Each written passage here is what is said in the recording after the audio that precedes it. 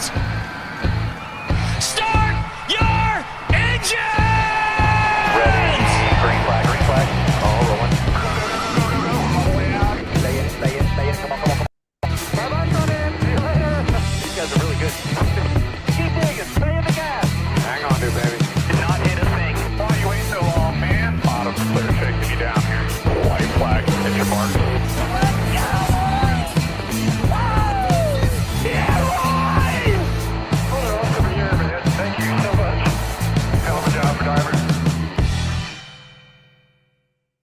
Welcome, ladies and gentlemen, to another wonderful Wednesday night, NWP Night in America. I am your host this week, Eric Estep, joined by my good friends, the Iceberg, also known as Jarrett Lundberg. And we've got Danny B, Daniel Baldwin. I just realized we're all wearing our football team's hats tonight, I guess, to commemorate schedule release day. Isn't that going on? I just found out this afternoon that Netflix and the NFL have a TV deal. We'll talk NASCAR TV deals a little later on in the show, but we're super excited to be here. Happy to have all of you tuning in. It's a busy show tonight. It's been a busy week or two. We should be joined, hopefully a little later on in the show, by our good buddy Slapshoes. Is he here? Yeah, he's coming in right now. We knew he was running a few minutes late. We weren't sure if we should start without him, but this is so Slapshoes. He is so fashionable. Everything he does.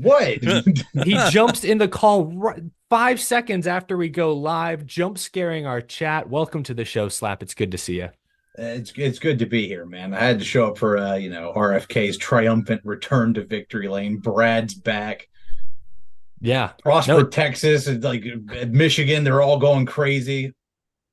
Yeah, the four corners of the globe, yes, are going nuts. I love the Brad behind you too, by the way. Yeah, the Brad, the vengeful spirit of 2013 Brad Keselowski and Greenville, South Carolina's own Jason Keller.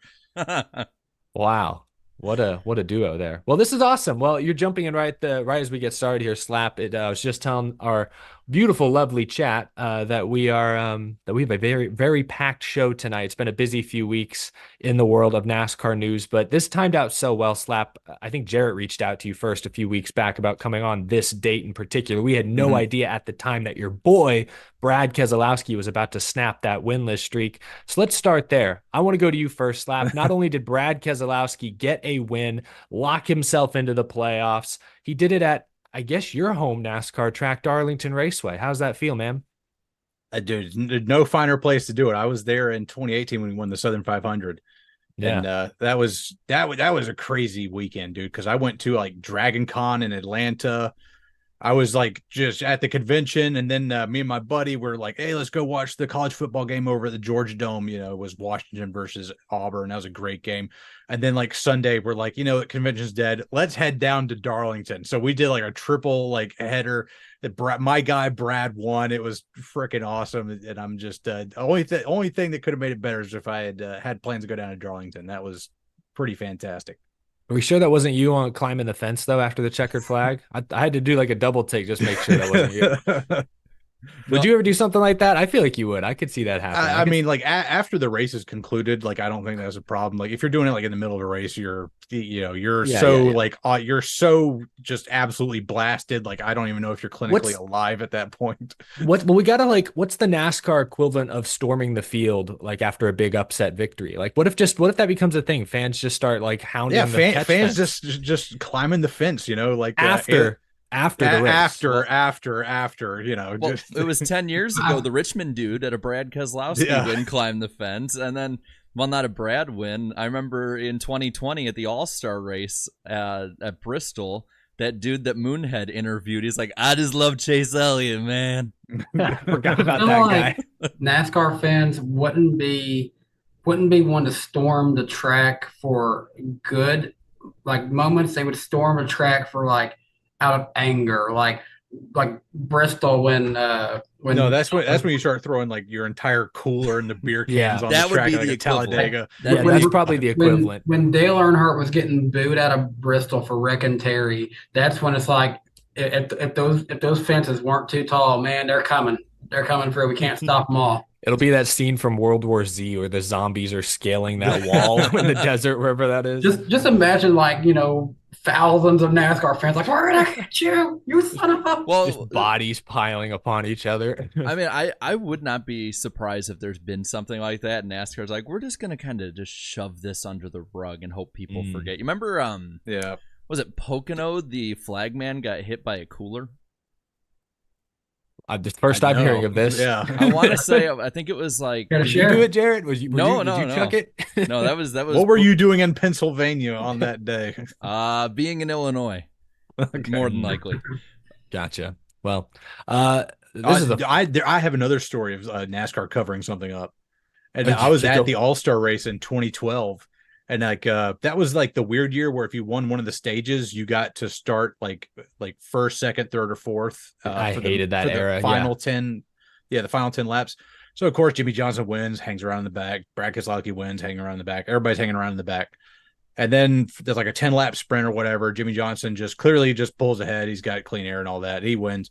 Somebody in turn one threw an entire cooler up over the fence, beer cans, ice cubes, and all, and then like landed right next to Jimmy Johnson's car, like slid down the banking and everything. And I asked my dad, who I knew was watching the race, the next like when I got back home, that I think it was Sunday.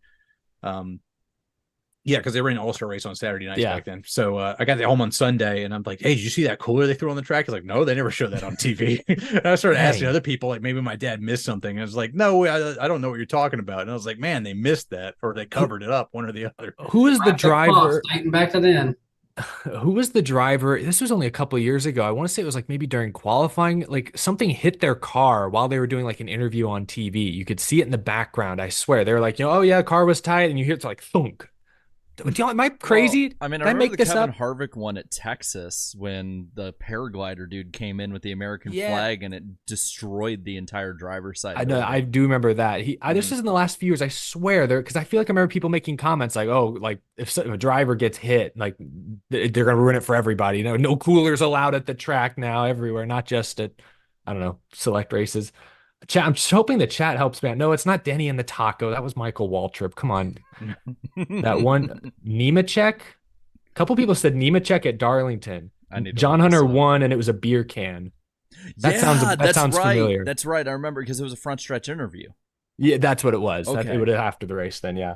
We've gotten That's so why you far don't do off. front stretch interviews. Yeah, maybe that's the lesson we've learned in all this. I Well, mean, to think like we actually have a pretty good track record. Like it's only like every like 70 races or so where actually beer cans get thrown over the fence. Like that, like I think the NFL has probably got a worse track record than that. But Yeah. do Talladega in comparison. Like how many races at Talladega does it take for that to happen? Oh well, for Talladega, it's like 1 in 10. At least we're not like my college football team who threw trash and mustard bottles at Ole Miss. mm, It was Old Miss. They probably deserved it. they probably took it home. That was, dinner. That was uncalled for. Well, we were The off to a entire fiery. state of Mississippi hates Eric now. We just lost 3 whole viewers. No, we're off to a fiery start tonight. But we need to get back on track because Darlington did happen. I'm not done with Keselowski. We're not done with Ford. In fact, Ford made a splash this weekend. All year long, we've talked about how the Fords are off. It's been a Chevy and Toyota kind of year, but Ford finally gets their first win in any NASCAR series. And not only that, 5 Fords finished inside the top 10 on Sunday. So I'm going to ask each one of us, beginning with you, Jarrett, is Ford back officially? I mean, I don't know about saying back just yet. I will say, I believe if you look at the finishing order, which I've just reminded myself I need to actually put on the bottom right now as we go. If you look at it, I believe that the 3 lowest Fords in this race were all the Penske Fords. So we might have been highlighting more a Penske problem, I think, than actually a Ford problem, all things considered, because Justin Haley finished 9th, Kaz Grala 18th, and Rick Ware Racing Fords. McDowell in the top 10. Todd Gilliland was running up there. I mean, they'd said they had something, especially RFK. But at this point, like, I think it's almost more of a Penske issue because the others have been improving over time. Yeah, Todd Gilliland was extremely impressive. I know he finished 15th, but he should have been top 10. That pit crew is costing him spots basically every time down pit road, unfortunately. Danny, what do you think? Do you think Ford is back, or are they getting back? Is this a Penske problem, like Jarrett says? I mean, I don't want to say they're back, and I had a prediction. It's probably going to come true at this point. I said that they would win at least 2 races before the end of the regular season. Now they've at least got half of that, which it's been hard for them to get to this point. So we'll see how really feasible this really is. But I mean, yeah, I think we're going to see some races where they've got one who's contending for the win or breaks through and gets the win. At this point, I can't be convinced there will be a single Ford driver who breaks off like 3 to 5 wins right now. I don't see them having enough performance to do that by any means. But I see maybe a select few, and by that I mean like RFK and Blaney, and maybe every now and again McDowell or someone like that might start getting more top tens, top fives more consistently. Real quick, Danny, and I probably should save this for the prediction segment, but I was looking through before, like, we were getting everything ready, and this is down the vein of Ford here, and I'd realized you'd hedged your bets on Joey Logano this year with 2 of your predictions. Like, there's no in between. So in like one of the first episodes, you said he'd get 3 or more wins in the 2024 season. I didn't realize that 4 episodes later, you said he'd go winless. I guess we have to decide which one of those to keep, which one to drop. I mean, either could still be wrong, so I don't think it's like too much of a head. I mean, if Joey has to win 3 races for that to happen, for you to get one of them right, if he wins, you went all or nothing on Joey, no in between. I asked the chat. I can't believe I was that dumb. I'm sorry. It's all good. It's why we call it the accountability segment. Jarrett's just doing his job, putting us on blast. I asked the chat, is Ford back? They're pretty split at the moment, leaning one way. Maybe Slap can convince them fully. Do you think Ford is back, or is it just your boys at RFK? I mean, we've got to think of like what constitutes like Ford. You got Penske, you got RFK, you got Front Row, and you got SHR. SHR is basically on life support at this point, unless something major happens. Like they had 2 cars in the top 5. They're not dead yet. That ain't a win. That ain't a win. Yeah. You have like Kevin Harvick kicking faces in for like a decade. Yeah. And like nobody else over there. Like occasionally, like Kurt Busch got his 1 win a year. Yeah, got the Daytona 500 win, which is awesome. Like low key, I actually love that aero package they had back then, that low drag super speedway package. But you know, they had the negative yaw race where Eric Almirola won because they just figured out like, hey, let's just reverse crab walk the cars. Legendary. And it's almost like they're like tomfoolery in the mechanic shop has like gone away. They don't have like the big gun like Kevin Harvick that can just go out and win 10 races in a year or whatever. You know, you got Front Row, which Front Row's been doing better. You know, Michael McDowell's won a race straight up at Indy, you know, and the road course just ran away with it. Yeah. I think Rick Ware is Ford's, right? Yeah. Yes. I don't think they're a key partner, but they are big. Yeah, they've got like their first top 10 that's not on a super speedway, so they've been doing pretty good. And then like Penske, I don't know what happened over there. Like talk about fall off, and I don't think it's a Ford problem. I think it's just you got 2 teams that were your dominant teams that are just having an off year, and you have RFK rising. What they do. Yeah, I think you're about right. I mean, Blaney is still, I think he's 8th in the regular season standings. If we look at the playoffs, I think he's plus 55. But Joey Logano's outside. I think he's 30 points to the negative. We'll talk about that more in a minute. So we'll see if even year Joey Logano shows up. Yeah, he's running out of time. Hey, all he needs is like 4 good wins, like right there in the last 10 races, and just sneak the championship. Well, I guess one of my predictions depends on that. So I asked the chat, 53% said yes, Ford is back. It's a very loose definition of what is back. Like Slap was saying, like back for Stuart Haas is different than back for Front Row, who was never really here in the first place. So, but thank you all for chiming in. Speaking of the chat, we have our like goal for the evening set at 500. Slap, this is something we're doing new this year, where if we hit the like goal during the stream, we unlock this random mystery driver of the week segment. Jarrett picks out the most obscure. I think they're obscure because I'm kind of a dumbass. He picks out obscure racers and asks us questions or gives us clues, and we try to guess who they are. The chat clowns us every single week, pretty much.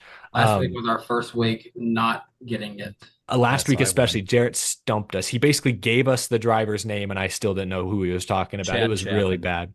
It was Chad Chaffin. Yes. I've done my research on Chad Chaffin since then. I watched a couple interviews from the Snowball Derby last year or 2 years ago, whenever he first ran it, during his sort of like, I don't know, semi unretirement.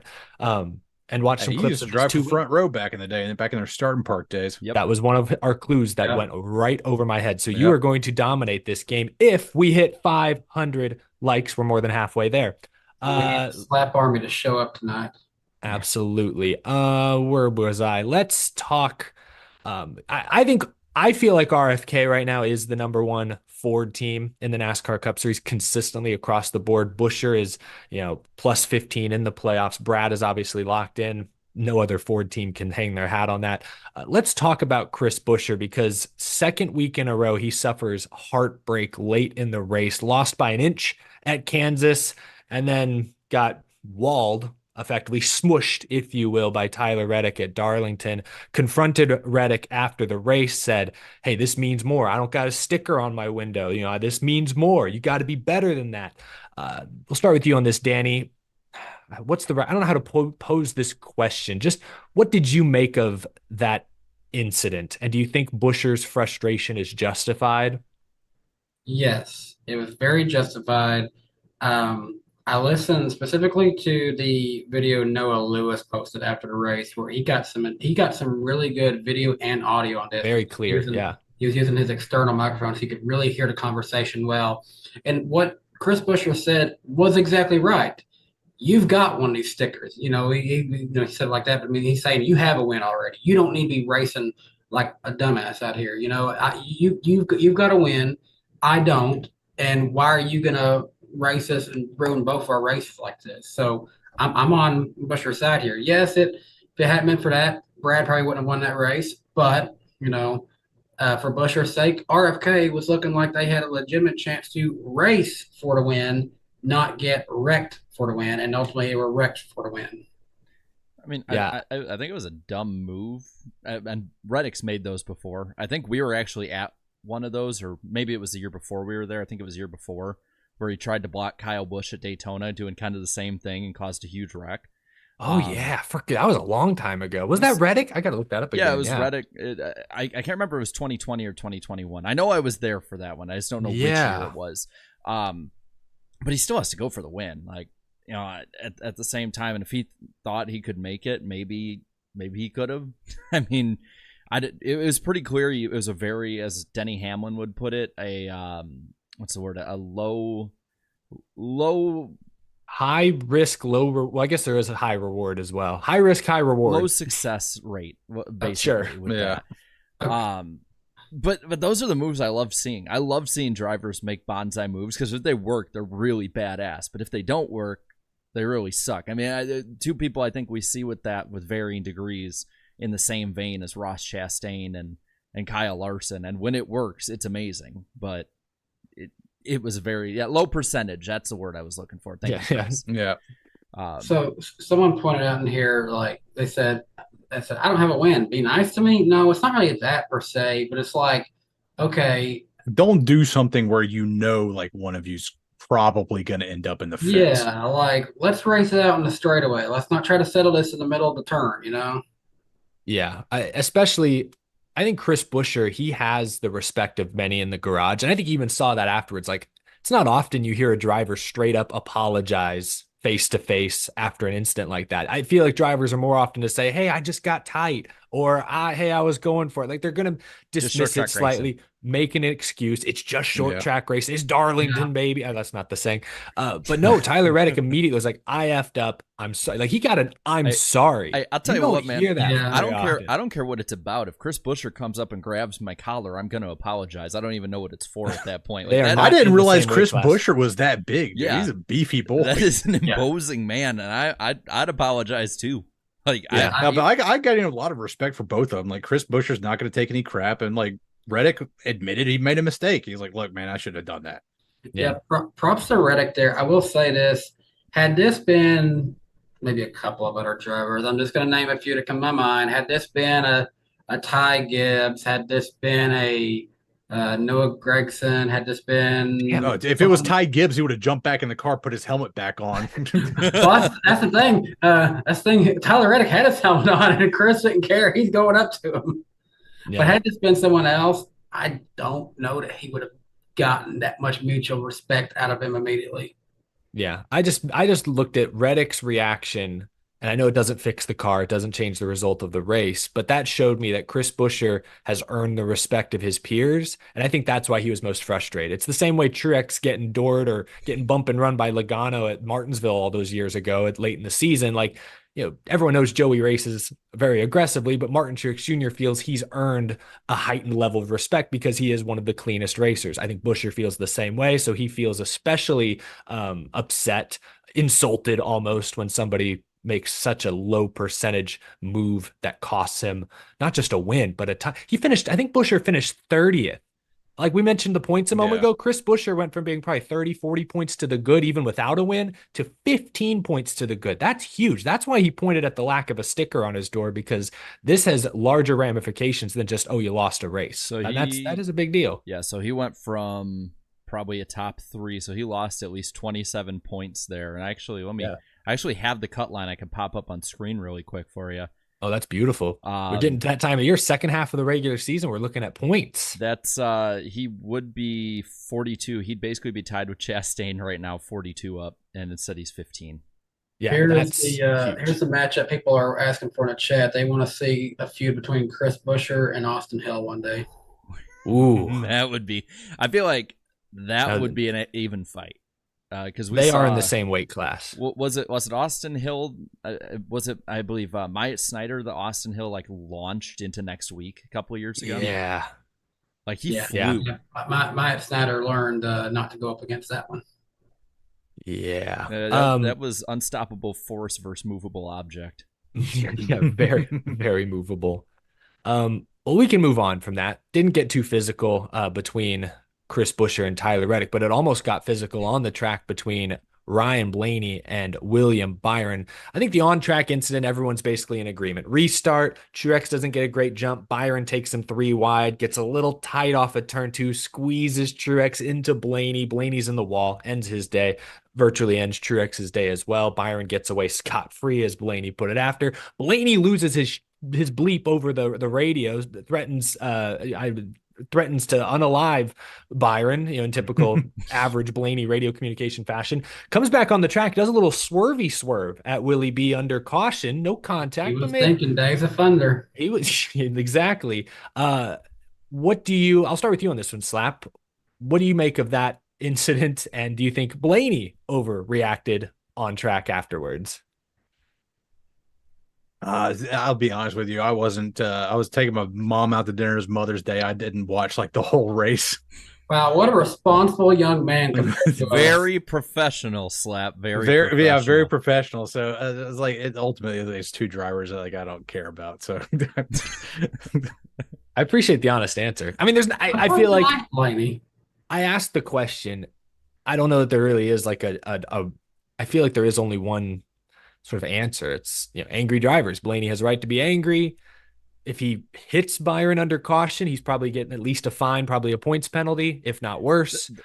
The funniest part out of that is that Aaron Blaney was trending on Twitter, and it wasn't even because apparently they broke up. I don't keep track of it. Did they? I don't know if apparently. I saw people talk about that. I don't know if there's any way to confirm it, but I did notice on her Instagram she hasn't posted about Williams since last year, so it's sus. But the thing is, I don't care. That's I said that in my post race show. Everyone's like, "Oh, this and this." I'm like, guys, I don't care. It's just, but that to me, that was the funniest part of the whole thing is that Aaron Blaney was trending, and then underneath with William Byron and Ryan Blaney. But I'll admit, in the moment, I was a little miffed because I picked Truex and he was having a pretty damn good run. But I kind of wanted to see the follow through, man. I'm laughing at the chat. We're NWP, not TMZ. Exactly. I'm laughing at the person who says she didn't like the Lego Titanic. Oh no. Hey, I was about to make probably a tasteless joke. I'm not going to say it. I'll say it later. It's been 100 years, man. I think the statute of limitations off now. No, not about the Titanic. Oh, okay. Then We have the guy who sunk the Titanic in here with us. Yeah, the ice. You're literally called the iceberg, Jared. Yeah. Titanic jokes. I think it's no longer too soon from Titanic jokes. People get kind of split on it. It's too That's soon not- for a submarine, though. That's not where. Yeah, submarines are now off limits for at least. I don't know when the statute of limitations runs out there. Do not build your submarines out of carbon fiber. That's Please go to buildsubmarines.com if you have any interest. yeah. Talk to Brad Keselowski. I love that chart somebody made where it's like death toll in the Titanic, and there's this huge spike, and then 100 years later, a little blip. Oh no. See, that might be too soon. Nah, I don't know. I don't think so. It's not like We need to get off Titanic talk and back to NASCAR. That's Titanic. fine. The Titanic's like, I got one more in me, coach. I wanted to highlight a few other drivers we've mentioned already. Some of those Fords we talked about. Josh Berry finished 3rd, Chase Briscoe 5th. First top 10 of Josh Berry's career, by the way. That's pretty impressive. He's had some really good runs this year, just not the finishes. Justin Haley. That's not the first of his career because he finished 2nd driving for Chase Elliott. You're right. I'm sorry. First of his season. I meant to say. I know he ran well at Bristol, and I want to say Richmond, and I think he finished 11th and 12th there, or maybe it was Martinsville, not Richmond. So surprised he didn't have a top 10 this year until this time around. Slap mentioned Justin Haley getting Rick Ware, their first ever top 10 at a non-super speedway. Very impressive. We mentioned Truex ended up 25th with damage. Joey Logano, when we were talking about Penske's night and day sort of performance, he finished 21st. Jared's laughing somewhere in the chat. What are you cackling about over there? Oh, I think I see what he's probably laughing at. He said, so nice of the Titanic to open a new Five Guys location. Oh, no. Sorry. Last one. Kyle Busch. Ban him. Kyle Busch had himself a weekend to forget. We'll talk trucks in a moment, but he crashed on lap 2 of the truck race. You know, as you do. We've never seen that hardly. I don't think we've ever seen it from Kyle Busch. That is his first truck last place finish ever. Mm-hmm. Wow. And finished 27th on Sunday. They were just not good. He hit the wall about a half a dozen times. I feel like I kept getting like automatic updates. 8 in the wall, lap 103. 8 in the wall, lap 158. Yeah, I was like, this is just not good. What's up with Kyle Busch? This didn't look like the right guy. This didn't look like Kyle Busch. It looked like that M&M's commercial where the M&M's kidnap him, tie him up in the garage, and they go out and joyride his car. That's what this looked like, except who was his sponsor this week? Was it Cheddar's? I don't know. Croissant's driving Cheddar's, the car. I don't know. It's like, what's up with Kyle Busch? It's like, it's not necessarily what's up with Kyle Busch. It's like what's happened to RCR, because Kyle Busch towards his last season of JGR, he snuck out and got a win on dirt Bristol. He probably wasn't supposed to. He was looking to go winless that year if it wasn't for that dirt Bristol accident. But RCR was looking so strong, towards the end of Tyler Reddick, because Tyler got like 3 wins his last year of them, and Kyle comes in and gets 3 wins with him. Austin Dillon, he'd have a race here and there where he'd look halfway credible. And then all of a sudden this year, they're back to being the RCR rummy, to know and not want.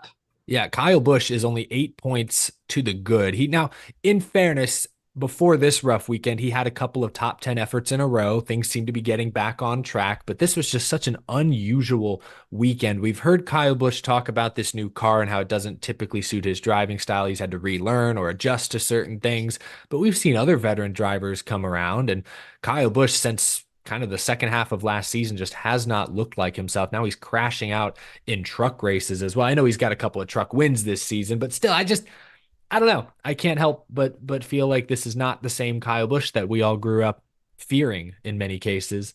So worth mentioning. I mean, kind of looking at it too, the only person on the lead lap that finished below Kyle Busch was Austin Dillon. So 27th and 28th. That is that does highlight an RCR problem for sure. Overall in points, Kyle Busch is 13th on the year. So still kind of all right. Holy It's not terrible. Austin Dillon didn't get a penalty this year, did he? No, he's like 31st or something, isn't he? 31st. That's atrocious. Let's see. Like, you're 31st. That means that they will not even show you anymore on the NASCAR app. And that's how bad it is. He realistically... How many times has he DNF'd? Like, I don't remember that many Last year was 10. He had like 10 last year. How many does he have this year? Does he have any? Racing I know people have said this year. in more joking fashion, but it's also maybe should be talking seriously. None. Austin Dillon should consider going. No DNFs. No He's still DNFs. 30th in the. Oh my god, That's insane. He's razzed. He's razzed. Get rid of him. I'll put it like this: he is 5 points ahead of Justin Haley, and realistically, if he got crashed early and Harrison Burton didn't go full caution clock in the 600, Harrison Burton could be 33rd in points after the 600. I'm honestly surprised Zane Smith isn't ahead of him. I mean, he's had an abysmal year. You want to hear something crazy? Sorry, go ahead. It's actually, so he has 167 points on the year. If he were to finish last, and for some reason Kaz Grala had a great race, Kaz Grala's within a race of points of him, and he's missed a couple races, or he's not been in the seat every week. Yeah, wow. Put it in perspective of who all is doing better than him. Oh, here's something. Having missed a couple of races, Eric Jones is still 26th and ahead of Austin Dillon. How brutal? How many points is that? Let's see. It's hard to tell in the NASCAR app, but the fact that Eric Jones' name is still on here and we're not seeing Austin Dillon on the NASCAR app is saying something. He's people who are on here instead of Austin Dillon: Daniel Hemrick, Corey LaJoie, Ryan Preece, Eric Jones, Ricky Stenhouse, Carson Hocevar, John Hunter Nemechek. So many others are doing so much better than him right now. And just to keep piling on here, because I decided to go on his statistics. I used to be kind of an Austin Dillon defender, and I still am to a degree, but it's hard to defend the last year and a half. The conversation we had a couple weeks ago, he could be argued as a future NASCAR Hall of Famer. Yeah. Grant last week, which shout out Auto Racing Analytics, was a great guest. Had a rough week with picks, but other than that, fantastic guest. He made an argument that Austin Dillon could be considered a Hall of Famer because of his truck and Xfinity Series championships, his crown jewel wins in Cup. He had an argument that we listened to, with all due respect. I wish he was on it. RCR by turning it around. I almost wish he was on again this week to defend himself, because now I feel bad that we're piling on Austin Dillon a week after we sang him some praise. So, he's only finished on the lead lap in 7 races this year. He has a 25.5 average finish. And looking at his race by race really quick, let's see what else we got here. He did get an 8th at Texas. Other than that, his best was that the first race with Justin Alexander back on the box? I think it might have been. No, it wasn't. Martinsville was, and he finished 34th. Oh, so it was like the second or third race.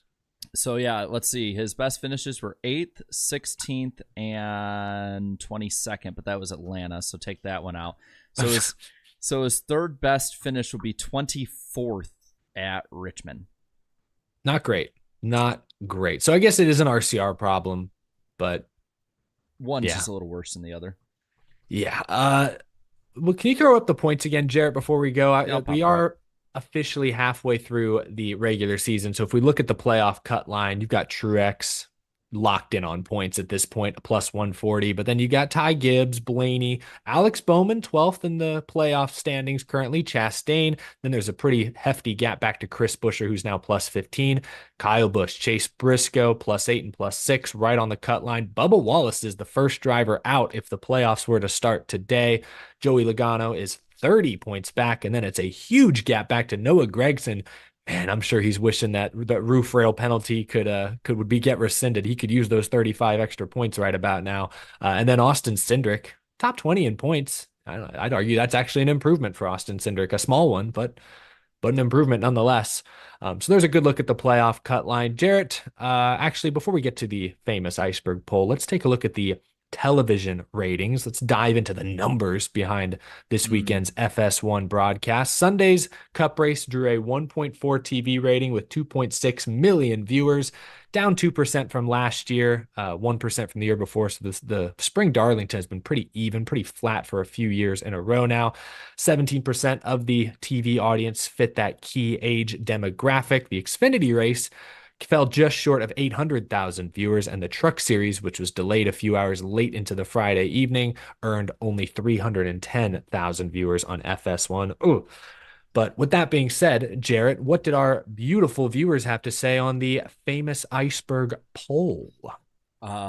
They were pretty positive, to say the least. Nice. 61% said that this was a great race. 30% said good, so net positive and 91. 7% average and 1% apiece for below average and bad, so 2% net negative. That's over 16,000. So Danny, if you're doing what you normally do, how many people were negative on this race? 2% of 16,000. Second with the trusty calculator, 16,000. How does that compare to last week? We were in the ballpark last week for Kansas, right? Kansas, I want to say ended at like 94% positive. Yeah, it was a tiny bit more positive, but it was the same negative. 2% of 16,000, right? Correct. 320 people. Damn. I was not So expecting if you that. extrapolate that out across the entire U.S. population, I think that it counts for the entire population of Prosper, Texas, that had a negative opinion about the race. I think the math checks out. 320 divided by 50 United States means that an average of 6.4 people per state hated it. Wow. Damn, Our that's viewers like are the- widespread coast to That's coast. the entire population. 6 of people in Wyoming. Hawaii were pissed, guys. Hey, don't talk crap about Wyoming. I mean, I'm not saying anything bad about them. Just Didn't they saying there's sponsor a no car negative. this week? Oh, Did yeah, they? there was a car sponsored by Or was it Wyoming. last week? The entire Yeah, it was like state, last Wyoming. week, yeah. Yeah, Have you Allmendinger had a noticed that? Wyoming car recently. Or maybe it was Derek Kraus or somebody. I don't remember who was driving it. It's been like 2 or 3 cars now have been sponsored by state. Yeah. And I remember back in the day, Biffle, I think, had Michigan sponsor his car at the Michigan race one year. I could believe that.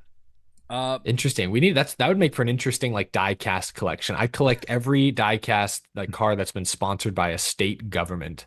I don't know. Maybe that's not as interesting as it sounds. Something that might be interesting to you though is the first comments from Isaac. So is it positive, negative, meme, or mix of them? I think he was very positive about this race. Positive. Brad won. Positive. So he says, fun fact, LeBron James has ownership stake in RFK. Do you think MJ and LeBron James would have played each other as aggressively as Tyler Reddick and Brad Keselowski and Chris Buscher all raced each other? Anyways, pretty solid race with an exciting finish. Happy Mother's Day to all the mothers out there except Mother Nature, who can go fuck herself for the Clash of 500. Whoa.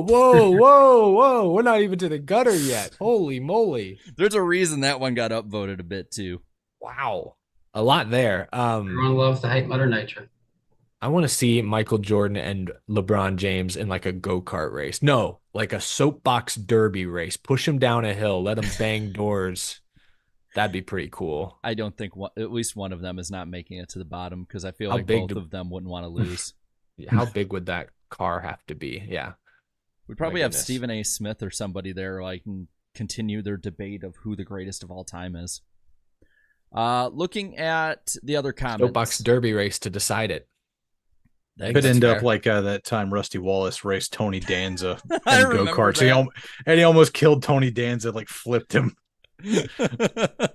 Yeah, I remember seeing that on like because I think I was too young to have been watching it live, but I remember seeing it on the pre-race. Because that wasn't it like I think Benny Parsons had like led into it and like BP as soon as something happens he's gonna have a huge reaction. Yeah. Number one comment was from Brian here who said NASCAR is on such a hot streak right now. So positive. That's true. Positive start. A lot of people had the same comment. Brad Keselowski ... won this race. He did. He did. You see the meme with Larry McReynolds with the microphone. He's got the glowing red eyes. Brad Keselowski won this race. I saw that. It's like the Mike Breen meme. I'm about to say bang so MFing loud. It's like Larry McReynolds. I'm about to say Brad Keselowski so freaking loud. If there's anyone on Twitter I can ever count on saying that Brad Keselowski meme, it is Tom Suburban, whatever his real name is. Let's see. Trackside View says Darlington is just special. Ford win from I believe this is a different Isaac. We have multiple Isaacs in the chat. Marshall says after 3 years, Brad K has officially won again. A lot of people just really happy for Brad Keselowski. Let's go a little further down here. Other racing fans. Man, what a great race. Us Buscher fans, and it's just ... Let me Oh man, they have an old one too. It's like Buscher's old 60 car from the Xfinity days. Before it was cursed. Before, yes. This is a good one here. Dreywald here says Clint talking about horsepower. Yeah, I think Clint actually had one of his better races, especially that call to finish. I thought he did a great job. Yeah. I'm glad people were clipping that finish and giving him his praise because we trashed on the booth quite frequently. I thought they nailed it down the stretch, more or less. I thought they were very good. Clone 66 says Larson DNF'd. Fantastic race. Damn. Straight to the point. Based. They know what they like. And we didn't even talk about this. How about him throwing it back to Terry Labonte at Bristol and spinning out for old time's sake? Ghosted Dale was behind him. Shout out Terry Labonte for squeezing into that fire suit. That was pretty epic. I love that.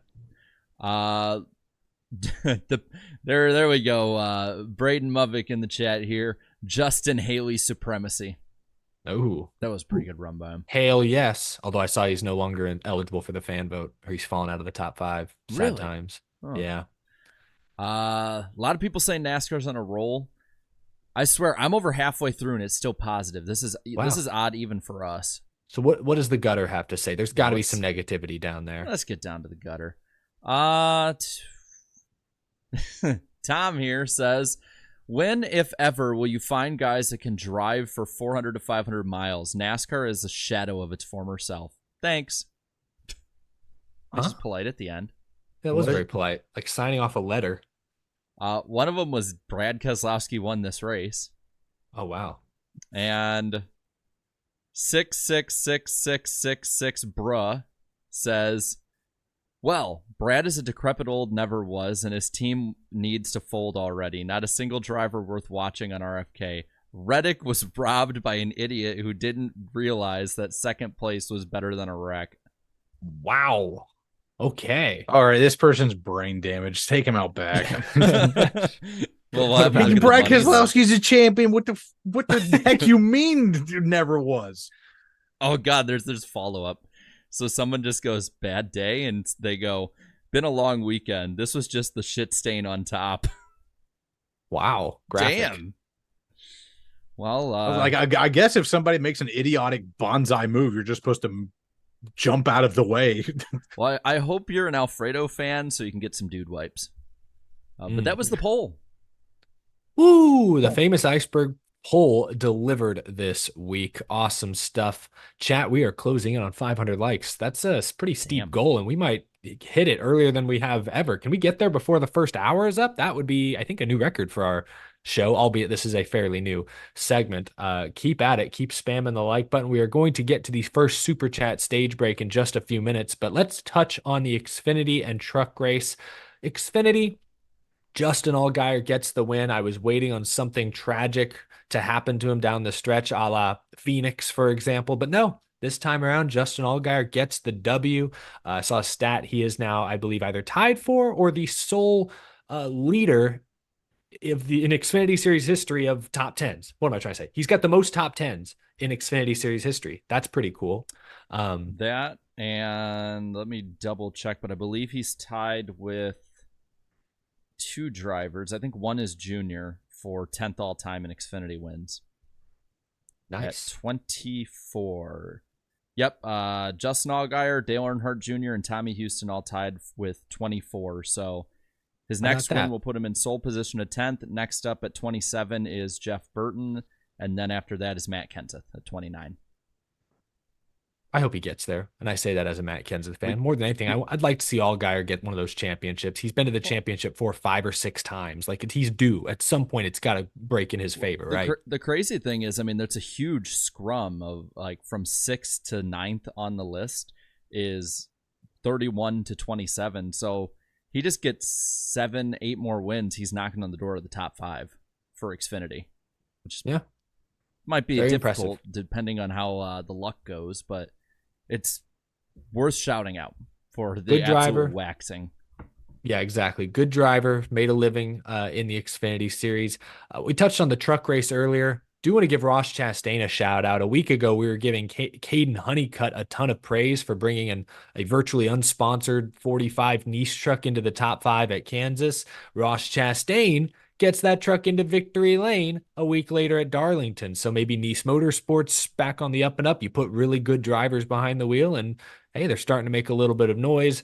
I mentioned Kyle Busch. We already sort of riffed about Kyle Busch, his first Truck Series DNF in almost 7 years, I believe. Jeez. Wrecked on lap 2, racing for the lead. He finally completed the last place Triple Crown. Where's Brock Beard when you need him? He needs to come up with a trophy for that, a plaque or something. Well, he talked like somebody asked him, like, is that the longest anybody's ever gone in their career with having spent that long not getting the Triple Crown of last place finishes? And like, immediately he's like, nah, Chuck Bound was out there like 2 years longer. It took him. How much? He is like an encyclopedia of last place. I respect the dedication to the craft there. But there you go. That was the Xfinity, the truck race. Darlington, fantastic racetrack once again. We talk all the time about how great the Xfinity Series cars race, and they raced well once again. Darlington was fun. Trucks were exciting, but the Cup Series, lived up to that top billing this week. Provided many moments, many highlight reel moments for the second week in a row. A lot of watermelons in the chat celebrating Ross Chastain's win in the Truck Series race. Ladies and gentlemen, we have reached our first Super Chat stage break. I'm going to go for a couple of minutes here. We have a packed second half plus of the show. Thank you all for being here. Nas Carson, before we got started, dropped a few Super Chats. Want to read those real quick. Celebrating like crazy that Alan Bailey was wrong, that Brad Keselowski wouldn't win again in his career in his 2024 NASCAR preview show. Yes, Nas Carson has been having like a proxy battle with Alan Bailey in our chat the last few weeks. If Alan Bailey has only one hater, it is Nas Carson. And Nas Carson has successfully gotten the last lap. He is victorious. He also says, Darlington, this is his summary, at least trucks, Melon Man, beat Heim time, Xfinity, boring, except Allgaier winning, except he said Alligator winning. Cup, love seeing Brad win, so much excitement and drama. Said it very well. Could have just read that instead of doing the first 48 minutes of this show, honestly. Another one from Nas Carson. Anyone going to Wilkesboro? Thanks for meeting me, Eric, in the Iceberg there in 2023. I went to the Roval races from 2018 to 20. Never forget 2018 with the Rex and the crazy final lap Blaney upset win. Slap, are you going to Wilkesboro again this year? Because I don't think Jarrett and I will be there this time around. I'm thinking about going to the truck race. I don't know if I'm going to stay for like the All-Star race proper. The truck race was the show last year, honestly. It was good times. One more from Nas Carson here. Hey, NWP, I'm finally graduating tech college tonight. I've worked so hard and can't wait. I'm missing the show tonight, but that's my reason. That's why these Super Chats came in early. Congratulations, Nas Carson. If and when you eventually hear this, congratulations. That's an incredible accomplishment. I love graduation season. It's so fun. And now you got your tech college degree. Certificate. I don't know, but go put it to good use. Make that money, man. Absolutely. Welcome to the real world. Alex Left, thank you for these 2 Super Chats back to back. Hi, regulars. Hi, Slap. Brad finally wins a race. To quote Ozzy Osbourne from the video game Brutal Legend, it's about effing time. Why don't you quote his time at Wrigley? Yeah, I was like, wait, that was one of the few times Ozzy Osbourne was actually cohesive. You could actually understand him. He said, "Where, Jeff Gordon?" No, somebody came into my room and took my beer. You ever seen that clip? I've seen a lot of Ozzy Osbourne clips. There's a lot of clips like that, man. I'll show you that one. It's a good one. Alex also said, right now I'm just praying it doesn't rain at Indy when I go to the 500. Is anyone else going? Anyone here going to the 500 this time around? I did last year, and I'm making plans for next year. Ooh, what did you think of it last year? Was it as exciting, as big and grand as everyone makes it out to be? Because we've not been. Yeah, dude. I went in 2017, and I went last year. At both times, man, like it is insane to see that many freaking people. I got a shot like with my GoPro where I have it like on the like little extender thing. I have like all the way above my head, and I cannot see where the people end. Wow. Like just on the concourse, like going to the track, parked in some lady's like front yard, paid her $20, walked like 1 mile to the track, and there's just people everywhere. Like Wow. just like it is an American like institution. There's nothing better than when they start singing "Back Home Again in Indiana," and you got your arm over the person next to you, and they got their arm on you, and you're like swaying back and forth. Back home again in Indiana. Like everybody's just like in on it, Then they do the national anthem. The jets fly over. We're going racing, baby. Like it's like a 100+ year old tradition. It's freaking awesome, and the what did they do? Like a green, white, then checkered finish, like the 1 lap shootout last year. It was based. I know. David Land hated it. He's like, no, you can't do that. This is messing with tradition. Like, shut up. It was awesome.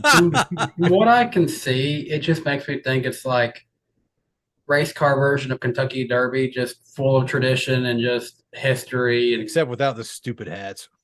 Yep. We could wear hats. It's more than 2 minutes long. Okay. There's some people there with like stupid hats, but they contain beer and they got like the sippy cups. I approve. My speaking of beer, my favorite part is like sitting in the turn and like, dude, how the grandstands are like away from the wall and there's just like a gravel pit like between the grandstands and like the catch fence.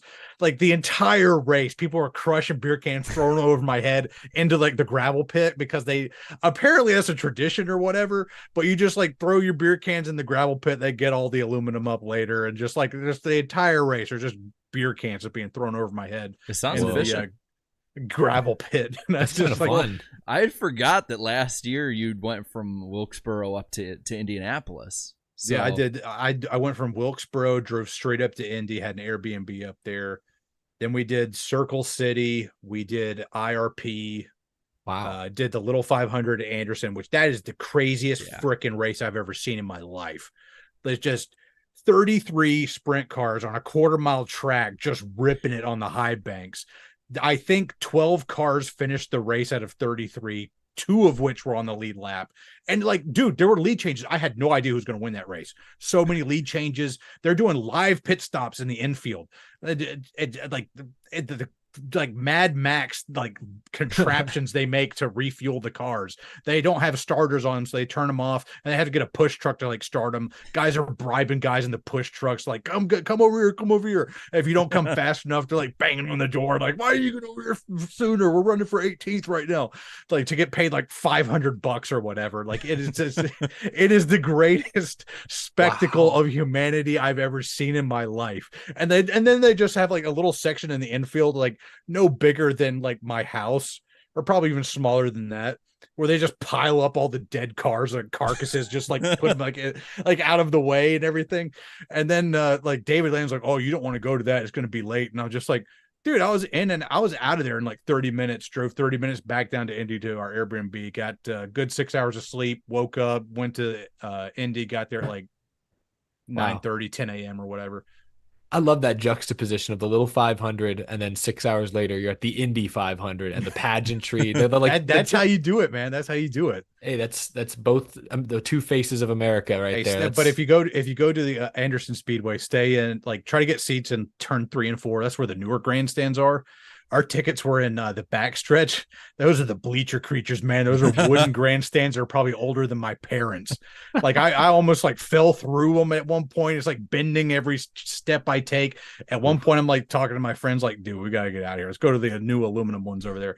And so like we just like literally jumped off the side of the bleachers because we didn't want to like get in everybody's way. Because like after the first caution, we're just like, let's go over there. There's some empty seats over there and like turn 3 and 4. And even though it was like 2 rows up or whatever, I'm like, I don't want to fucking sit here. You can see everything from like the second row because it's tiny track and all that. And so, yeah, we just literally jumped off the side and went up and just got some new seats. And they're like country fried steak sandwich or whatever is the greatest thing I've ever eaten in my life. Noted. It'll be It better. was $5 and it was great. Better than So the Talladega big one I got.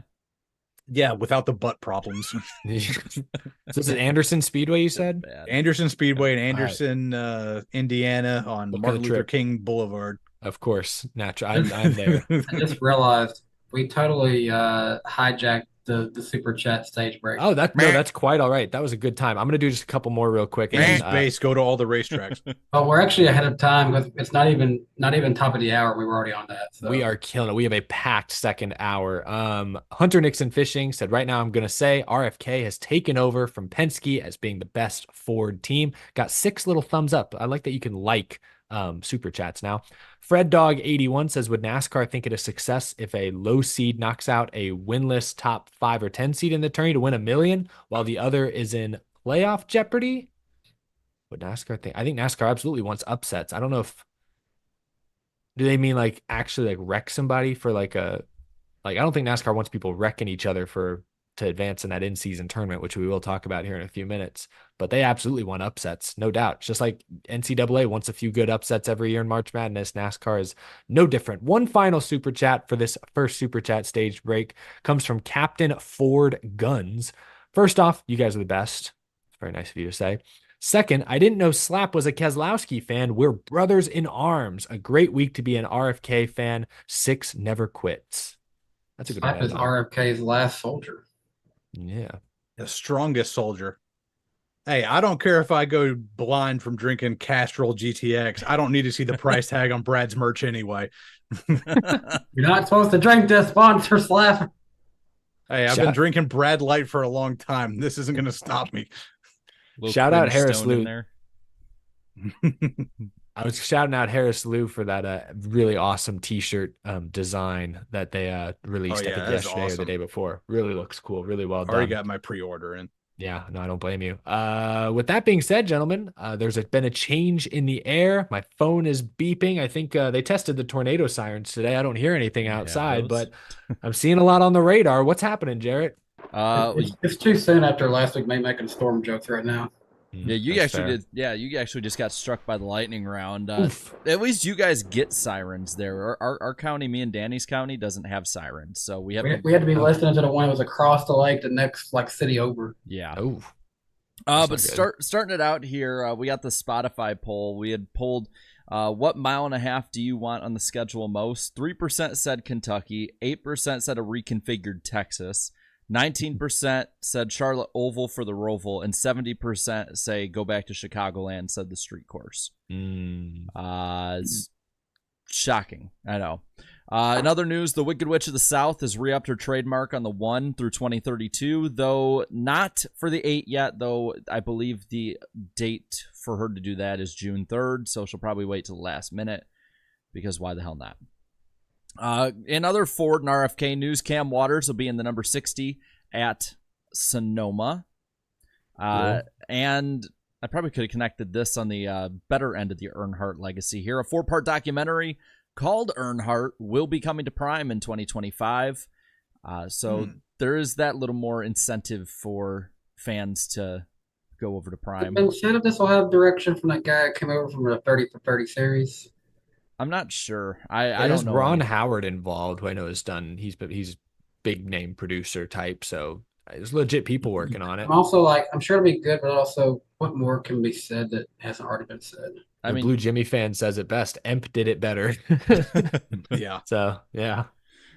I mean, again, you do at least with Prime have his son, so there's probably something he can find that. Yeah, I'm sure there'll be some new things, hopefully some new footage that we haven't seen, at least not in a long time. I think they'll do a really good job with it, but kind of to your point, Danny, we do know if you want to know about Dale Earnhardt, there's plenty of resources already out there to learn about Dale Earnhardt. It's at this point, I've thought about it. I know for clicks, if I put out a Dale Earnhardt video, it's going to get viewed, but also I can't really say anything other than videos I've made back when my channel first started.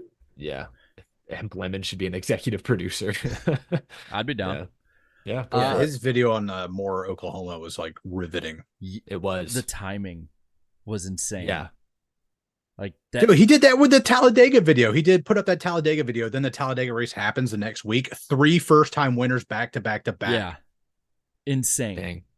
I want to know how many cats he sacrifices out in the woods to have this good luck. He is a Florida man. He is a Florida man. That does explain a lot. I believe he started YouTube poops. Yeah. Wow.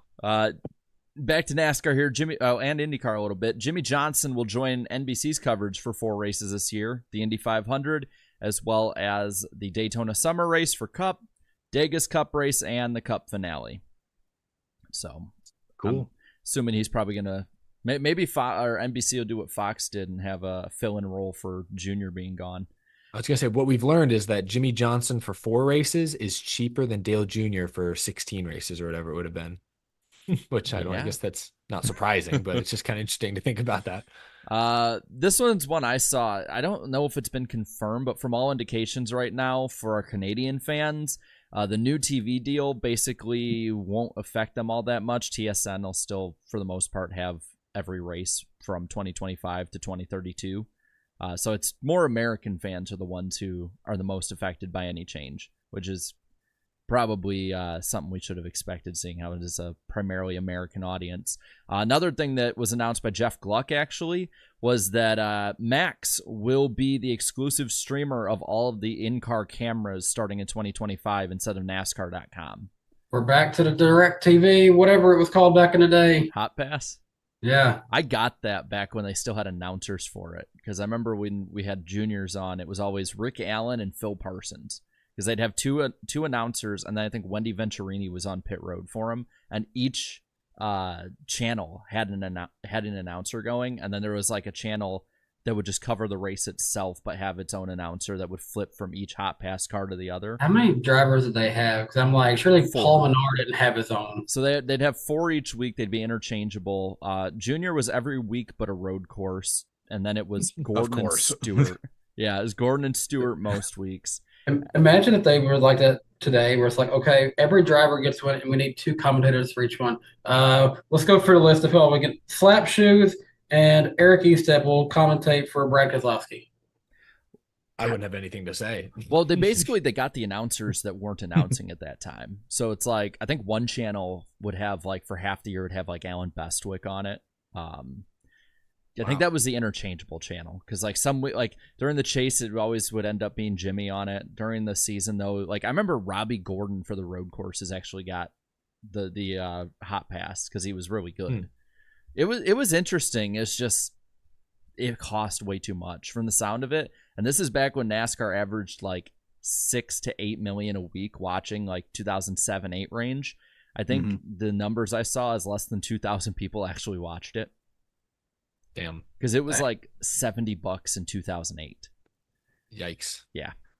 Hi, the economy's crashed. Please pay me extra money. Yeah, we got it because we thought it'd be like a really cool thing. And the next year they slashed everything and made it free, and it was just completely pointless. Back to the present day, though. NASCAR will have a wet weather tire test at Homestead this September. Not going to be used this year, obviously, but I guess they're going to be testing at bigger tracks. I made the prediction about Dover a couple weeks ago and thought I was being bold, and then I hear that they're doing a 1.5 mile track for it. Yeah, that's crazy. Little off topic here. IndyCar was rumored to be having this, but they're not going to be having a test at Michigan. At least that's what David Land reported today. I think it's at Milwaukee, is I think what I saw. Yeah. They're hybrid. It's like a hybrid oval test, right? Yeah. So it'll be at Milwaukee. It's interesting, but it actually is kind of good timing on that to kind of talk really quick about next week, because we'll be on my channel 22nd at 8 p.m. Eastern time with David Land. So David will be on, and he can talk about all of the traditions Slap does not like from Indianapolis. And then the weeks after that, we got Jeff Favignano and Raw Gator coming on, so that should be a lot of fun as well. Nice. And 22nd, my birthday. Happy birthday! Ooh. Happy early birthday! Yeah, I'm getting old, man. Yeah, I'm going with Jeff Fabiano. I'm 34. Oh wow! Oh, shit, man. Gross. I thought you were younger. What do you mean gross? Hey, I was just trying to agree with you. Hey, I am starting to like get to the age where I have random bruises, and I'm just like, where the hell did that come from? And like, oh, my knee hurts for no reason whatsoever. I'm scared to hit my 30s, man. I tweaked my back walking some groceries up the stairs the other day, and it's been sore for 3 days now. So I'm reaching the age where apparently I do stuff in my sleep because long story short, my wife works for a catering company, and every now and again they need some extra help for big events, so I help sometimes. Apparently, in the middle of the night, I get requested for a ship, and I go on my phone and end up accepting the ship in my sleep. So now I'm locked in to work an event in June. Wow. Note to Danny self. be doing business in his sleep. Look at that. The note to hustle never self. stops. When I- he's on his grind. He's on I'm his brushing my Sigma teeth this grind morning, and then she looks at me, it's like, "So you're working an event in June?" I am. So note to self: when I need to move out of my 3rd-story apartment and I need help with my 75-gallon fish tank, text Danny at 1 a.m. asking for help. I'm on my way. Oh, man. I was going to say, sure, man, I'm going to bed. off topic, but before we wrap up the lightning round, Terry in the chat mentioned also Eric Jones and his wife just announced they are expecting. So congratulations to the two of them. Very Did nice. you see their Congrats. announcement? It said that Jones baby. I love that. And I love the dog. I love Oscar the dog. If they are having a boy, they can call it that Jones boy. My parents used to tell me that for when I think when I was first born, they didn't have a name for me. So for at least a week or two, they just called me the baby. Very original. And so now Isn't there a rapper that's literally called The Baby? probably not Eric- at that Eric time, is- but Erica's The Baby, confirmed in the chat. the Jones boy. My middle name is Daniel after my grandpa. I did not know that. Well, Why am I just now finding that It out? was always supposed to be, and at one point, like, it just randomly came up. It was never a serious consideration, but at one point, it was like, well, what if we named him Jack? And it's like, Jack Daniel, like, you're basically giving him his AA card. Gosh. So it ended up being. They're gonna have to. They would have to censor your name on school, roll call sheets. Well, I mean, they're not calling my middle name. Like that was Sometimes reserved they- for my mom when I was severely screwed up.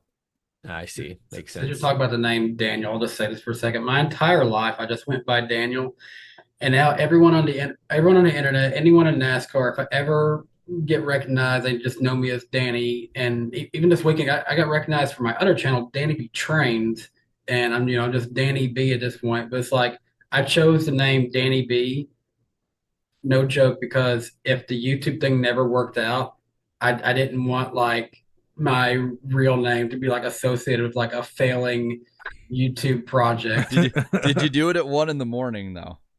Confirm or deny that. I do notice that. You should have gone like all in, like that guy who like showed up at Las Vegas to ask random questions of like the race winner and got the Mark Anthony DeBello. You just go all in, man. Just So there's rumors about I- doing I- a 4th I stage found at out- Daytona. I found out where that even got outputted. It was on like a random article post through LinkedIn. That's where it ended up. Wow, that's interesting. Well, on that note, we've officially made it to, we're actually just past the top of the hour. And we also, guys, we didn't even notice, I don't think, but we've blown the 500 like goal out of the water. We are at over 553. So we will get to the random driver of the week segment here before long, but we got to cover a few big bulky news stories first. The in-season tournament. NASCAR has gone full NBA. TNT may be losing the rights to the NBA, so they're bringing the format to stock car racing. Next year, there will be, let me make sure I can explain this as simply as possible. There will be 3 seeding races in the summer, the last 3 Amazon races, and then once Amazon's portion of the schedule is over, there'll be the 5 TNT Max races.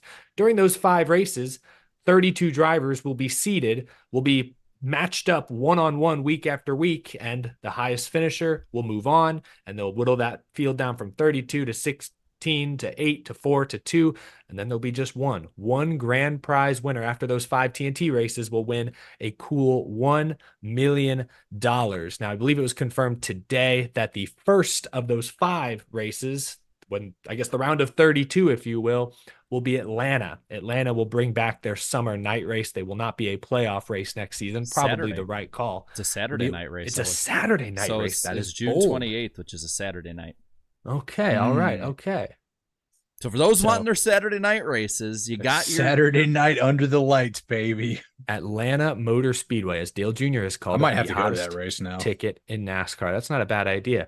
We'll start with you on this, Jarrett. What do you make of this in-season tournament? Is it a good idea? Is it NASCAR jumping the shark? I mean, Inconclusive? What do you think? I don't think it hurts anything really. Like I saw a lot of people upset it's a gimmick, but it's like these kind of things have been around for a long time in NASCAR, and I don't think anyone's really made too much of a fuss. This is probably a modernized way of doing it. You know, we have like the Dash for Cash, and everyone talks about like the Winston Noble and all of that. I think this is just kind of the modern way of doing it, where you get more drivers in, more airtime, sponsor money, all of that. I don't really see an issue with it. I mean, you know, am I like all pro tournament in the middle of the season? Like, no, I'm just sort of in the middle. Like, I'll just see how it goes at this point. I just don't get people saying how like this is something that ruins it for them. If anything, it'll probably incentivize teams that otherwise wouldn't compete a little bit more to go up and, if not race for wins, race for better finishes. Just that little added bit. That's about the best. I don't see people wrecking each other for this kind of tournament, unless it's like a lower the pack team, or somebody who maybe an open team comes in and needs the funding or something. That's the only way I'd see something crazy like that happening. But I mean, it seems like something that could actually be really fun if executed correctly.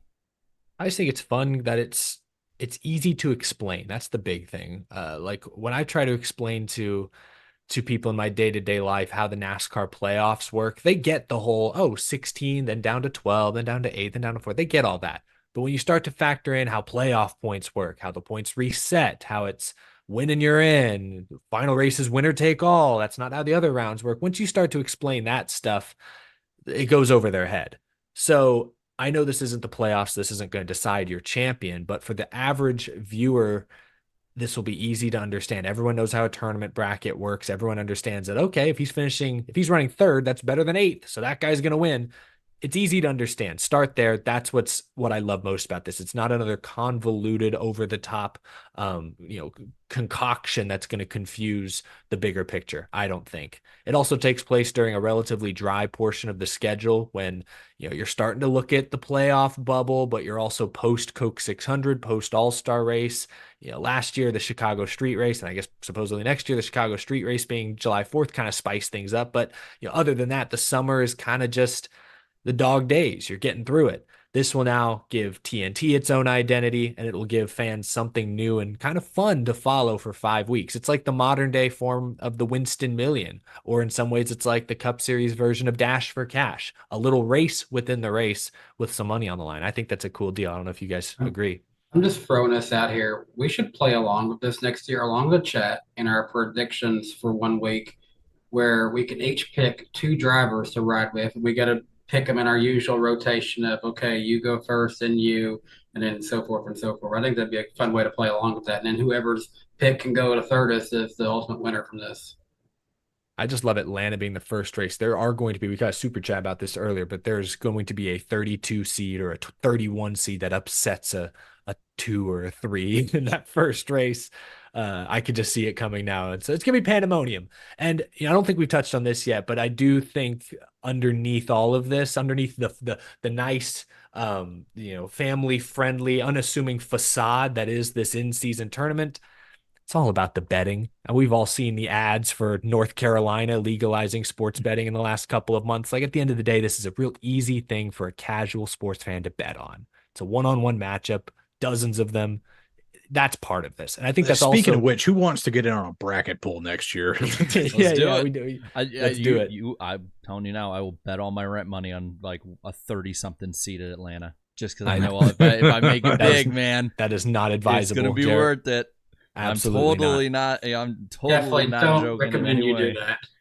Don't you know totally 90% of gamblers quit right before they make it big? It's that meme of like the guy mining and it's like the wall of diamonds, but he gave up right before he gets to the wall of diamonds. Yeah, you just keep gambling, man. That's all you gotta do. I'm totally an expert here. Totally no sarcasm. Yeah. So I think underneath Barbara, I'm telling you, I know what I'm doing here. Yeah. Oh gosh, I haven't heard that one in a while. He's brought out the accent. We've made it. Barbara. He's going at it again. I'm putting the kids' tuition on it. This time it'll work. I promise. I'm betting the house on Justin Haley. Tuition? Where's the child support? You know I got spinal meningitis. I can't work no more.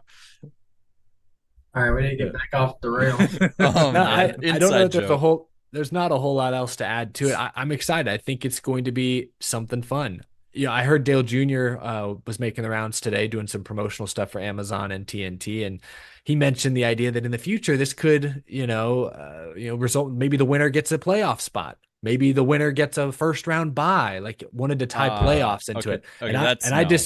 I disagree wholeheartedly with Dale. You do not need to tie any playoffs to this. If you win one of these races, obviously that's 5 playoff points.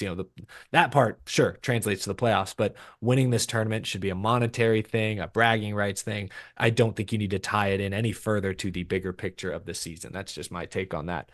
But yeah, so in season tournament, cannot believe they are taking an NBA idea, Denny Hamlin's idea, if you will, and making it reality. That is something else. This is going to be a fun part of the show. We'll see how much time this takes. I'm going to try to be efficient with it, but there's been a ton of rumors of all shapes and sizes flowing throughout the industry this week. I'll start with some schedule rumors. I'm just going to blow through some of these pretty quick. Carson Hocevar last night on stream appeared to be trolling when he said Rockingham will be on next year's schedule, but I guess until the schedule is confirmed, we don't really know. I would be shocked if Rockingham comes back. It's an independently owned track, hasn't hosted a race in 20 years, not exactly a market NASCAR is actively trying to break into at the moment, but who knows? I will Maybe. I will sprinkle a slight bit of fun into this. Yeah. They are actually having like a conference and event this Saturday, I found out. All right. Well, maybe we'll find something out. I would be stunned if Rockingham is on the schedule next year. Bowman Gray. The worst thing about Rockingham is it literally is in the middle of nowhere. It's not like Darlington, like, oh, it's near a swamp, but Florence is there. You could like drive 20 minutes away and then there's just a bunch of hotels. Oh, it is like in the middle of like nothing. There is nothing. It might as well be in Wyoming. Nothing around it. Yeah, it is in the middle of nowhere. I was at Rockingham a year ago. I met the guy who owns it, and he's an interesting guy. I got the impression he was not as interested in the racing as he was the other possibilities they could do with that space.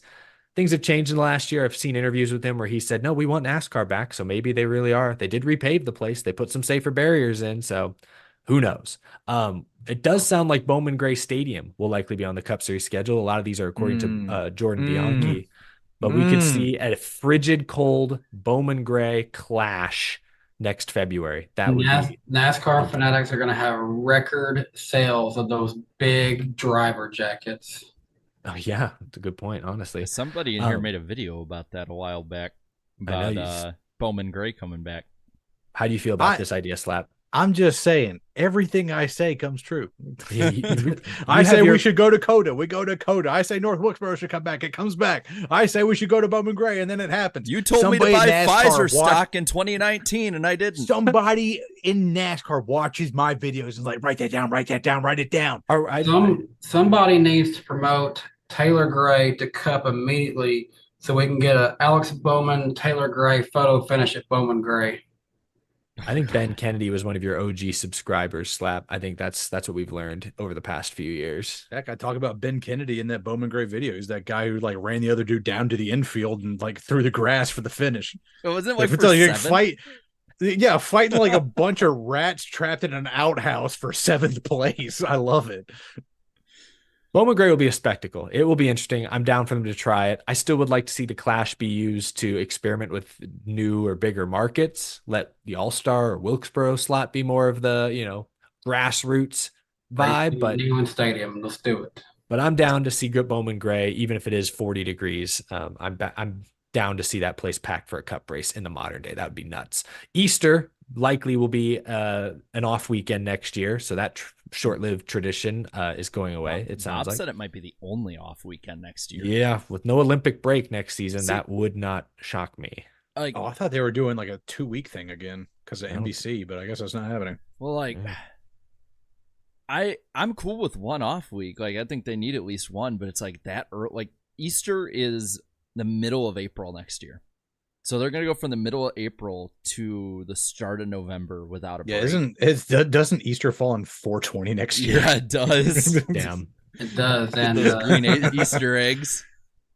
It's on 420, and WWE is having WrestleMania in Sin City. That could lead to some nice tomfoolery that I'm gonna need somebody there to record. I don't know. The big guy upstairs might get a little bit pissed off about all this. Yeah, he might not be on board with that one. He might be winding up for a throw of like a meteor or something. We could only hope. Yeah, it'd be an improvement, honestly. A few more schedule notes. A few of these I don't know are super worth mentioning. Chicago is likely going to be on July 6th. Daytona will likely be the regular season finale. Once again, the Southern 500 will open the playoffs. Phoenix is most likely going to host the championship. That I think did get confirmed. Phoenix will host the championship next year. But we found out this week that the Coke 600 next year, again, this is next year, not next week, next year, Coke 600 will be Amazon Prime's first race broadcast. So making a huge splasher. They got the Earnhardt docuseries and the Coke 600 on Memorial Day weekend. Welcome to streaming, boys and girls. The future is freaking here, I guess. You know, future is now, old man. Yeah. I saw like, I think with YouTube TV, it's like $70 a month. And then, like the other ones like Prime, I think it's like $9 a month, which that's only for 1 month. You'll need it for. CW has a free app. But Is that the thing, student version? The thing with Prime is that they stream their live events on Twitch. Yeah, they have in the past. So I'm hoping they do that here because that's free for pretty much everyone, right? Just with ads. And so it's not really like when it comes to streaming and like cable and all that, it's not really that out of the way for NASCAR fans. And I saw someone do the math that if you were to want to see or have access to every NFL game this year, it would cost you over $1,000 because you had to include Sunday Ticket with that and all. But yeah, it would cost you $1,000 to watch every NFL game you want. Plus, they now have the Netflix games that just got announced and finished yesterday. So, jeez, it's just that's just I the trend remember of my sports landscaping boss like way back in this is 2014. He was like doing the math of like how much it would cost back in 2014 dollars. Not even like talking about inflation like now, but it was good. It's like it was going to cost you to watch every single game. $100, $200, $100 a week, something like that. Like it just insane to spend that kind of money. I can go to a game a week even. Yeah, and like how many games do you get like just for free just on like TV? So you get like the 2 CBS, 2 Fox, you get a Thursday night game, Sunday night game, Monday night game. And like you miss out on like some teams that aren't even in your market you don't give a rip about. Yeah, some of those are regional. Yeah. So I would NASCAR will be interesting. NASCAR is a bargain compared to NFL football, which is just a money making scheme at this point for the networks. It's just, as long as I can watch the Titans, I'm fine just watching whatever prime time game is on. I could care less about the other ones. I only watch my team. I don't watch anything else. Like I just don't like I just don't care enough really anymore. We kind of talked about it before the show, Eric, with the NFL side, where it's like you could get to the point where you're like, oh, I really don't need to watch all these games if you're casual with the other teams or something. That's how I'm at. Yeah. I'm like, I could care less about tuning into Dolphins and Raiders or whatever, Yeah, it'll be interesting to see how NASCAR's audience makes the transition. I think, dangling Dale Earnhardt Jr., the Earnhardt docuseries, the Coke 600, that's a way to make an early first impression. You'll get people's attention. You'll get a lot of people to come over and give it a shot. I'm excited to see what Amazon and even Turner and CW do with their broadcast because Fox has gotten stale. But NASCAR's just followed the trend of other sports like we just discussed. The NFL is on like 8 different networks this year. Major League Baseball, I saw the other day, is now having Sunday games on Roku. I didn't know that was even a thing. It's just becoming, I'd mentioned this on my show today. I have Fubo TV because they carry my local teams. I can watch the Rockets and Astros on Fubo. A lot of these YouTube TV doesn't have that. So I pay for Fubo, but Fubo doesn't have a deal with TNT. So I wanted to watch the NBA playoffs the other night. I had to fire up HBO Max to watch the NBA playoffs. Like, man, you're bouncing between services for singular sports even. So I think just a lot of people, especially our age and a little older, are getting used to that. The question is, does NASCAR's much older TV audience adapt? And maybe they don't, and maybe that's okay. Ultimately, in the long run, the thing about younger fans is like, they're not going to boot up Max. They're going to go to a law stream. They're going to go to sportsurge.net. They're going to, I'll put up with like camel racing between stage breaks if that means I get to watch it for free. Which that's not a joke, by the way. There's actual camel racing between stage breaks. People will kind get of creative. based, honestly. Actually, honestly, that's some good like halftime entertainment. That's better than another Peroni's disease commercial on repeat and repeat and repeat. As long as I don't need to hear about everyone's little curved banana every single commercial break. I'm fine with anything at this point. Yeah. I'll say this is something else that a lot of younger viewers do, and I'm saying to anyone on this panel, I'm open to this. Is paying for one account, like because you can. I think YouTube TV, you can have, as long as it's a different device, you can have 10 devices watching at once. Let's do it. We're gonna have an NWP shared account. Let's do it. I mean, all you gotta do is like send me like $7 a month if we split it into 10 people, and like we'll figure this out. We get $7 TV. Jarrett, we have to talk about this off the air, because if like Netflix or some of these other places are listening in, they're gonna crack down on this password password sharing thing. And what if we do you think I have American Show us Netflix? your papers. Show us your papers. Everyone watching this live stream right now, there's 749 people. You take $80, you divide it by 749. The jig is up. Fractions of a cent. The news is out. They finally found me. It's a good deal. We're screwed. Well, that's the schedule. Good talk. We are blowing through topics tonight. We still got so many to go. Let's talk silly season. So it's May. I know. Slap, have you read Twitter lately? Which I wouldn't blame you if you didn't. That's probably healthier. I try not to, but they keep pulling me back in. Unfortunately, I live on Twitter, and if you've been on social media this week, what's the rent situation out there? Because I'm trying to not pay as much in mortgage. Twitter? It's $12 Said you live out there, man. I was confused. What is it, $8 a month or something for Twitter Blue? I forget. I usually end up making more than I spend on it, so it's a win. So I just don't go. I don't even know where to begin, honestly. I guess so. We touched on last week McDowell going to Spire. I think basically that's been beaten to death. We know McDowell's going to Spire, leaving front row. That's a big bombshell. But I think the rest of silly season kind of hinges on Stewart Haas. What are they going to do? Are they going to sell one charter? Are they going to sell two charters? There's rumors out there that they could sell all four charters, sell all their campus, sell their racing operations. There's a chance that Stewart Haas could be out. There's a quote from Chase Briscoe today where he literally said, if Stewart Haas is still around, I'd love to be a part of it. Whoa, what do you mean if? They could go away? So I feel like it all comes down to what Stewart Haas is going to do. That's the linchpin that will cause everything else to fall into place. But Stewart Haas is such an anomaly at this point. There was a rumor floated on Door Bumper Clear earlier this week that Trackhouse and Colleague might merge. On paper, this makes a ton of sense because they already work together with Shane Van Gisbergen in Xfinity, for example. But Jarrett, do you think that's likely? Do you think it's likely Trackhouse gets two more charters one way, shape, or form? I mean, I think in the long run, yeah. They've I think alluded to that since about the beginning, is they want to be a superpower team. They want to build up like as much as they can.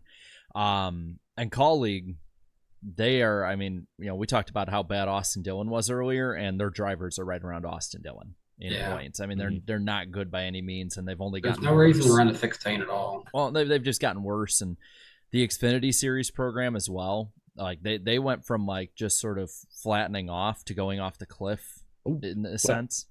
I hate to interrupt you. I haven't heard this, but apparently earlier today, Chris Rice on SiriusXM said Colleague's not going anywhere. They're going to be back next year. Well, yeah, they might be back, but they might be merged. It doesn't really necessarily. Yeah, I need to go listen to that clip. I haven't caught up on that, but maybe they could be in the Xfinity Series still. Yeah, merging doesn't imply that it's entirely going away.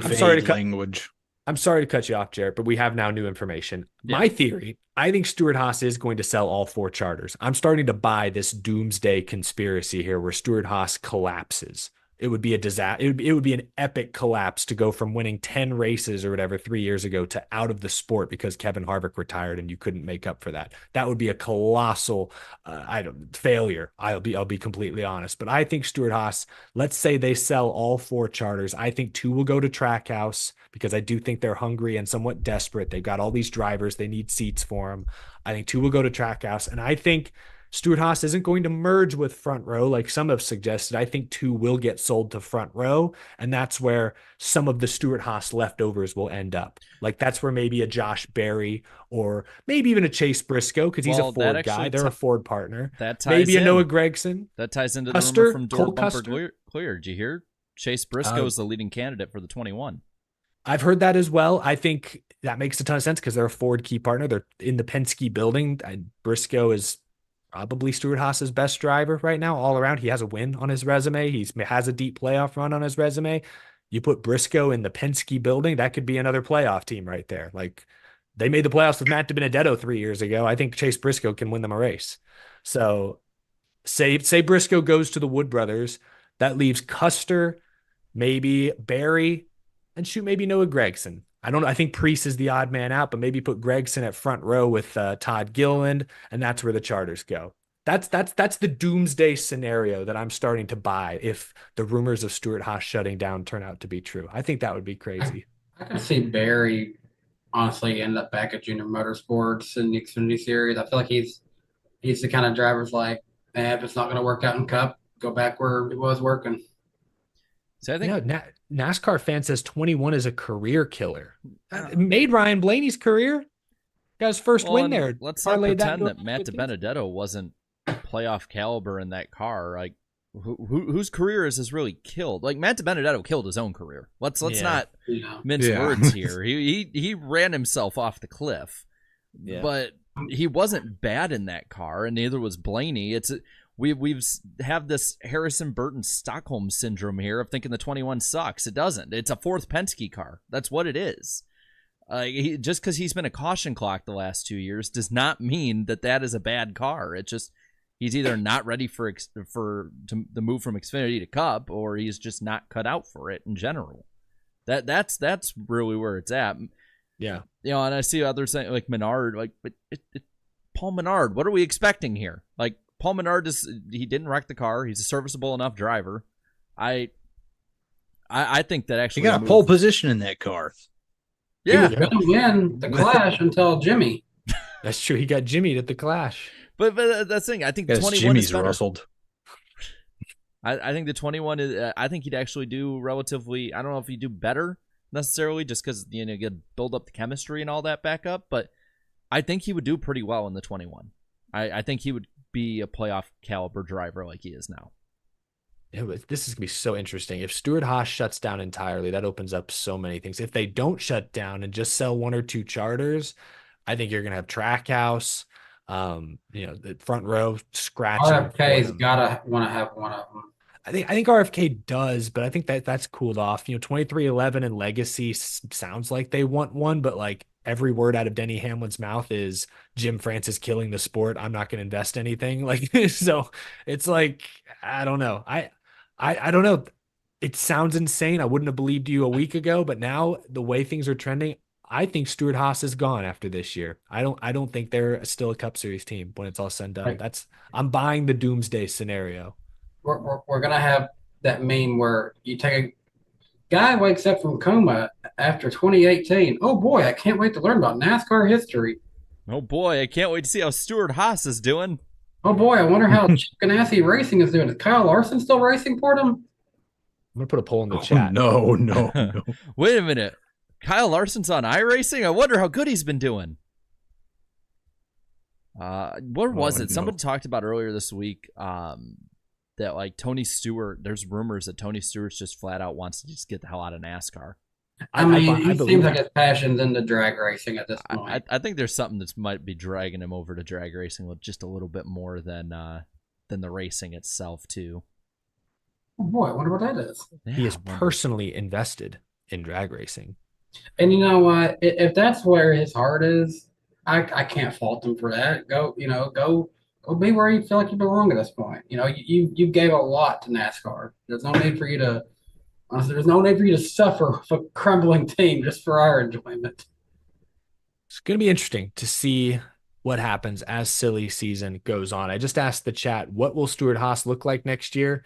57% say there will be 2 full-time Cup teams. 36% though are starting to think about that doomsday scenario where Stewart-Haas is out. They've taken the black pill. Yeah. 7% think nothing will change. They'll still be a four-car Cup team. That at this rate seems unlikely, That's but the hope vote. I appreciate the optimism. I think there'll be a 3-car team because they had that one thing where they had like the team learning exercise, and then Ryan Preece just wasn't invited, didn't even know what was going on.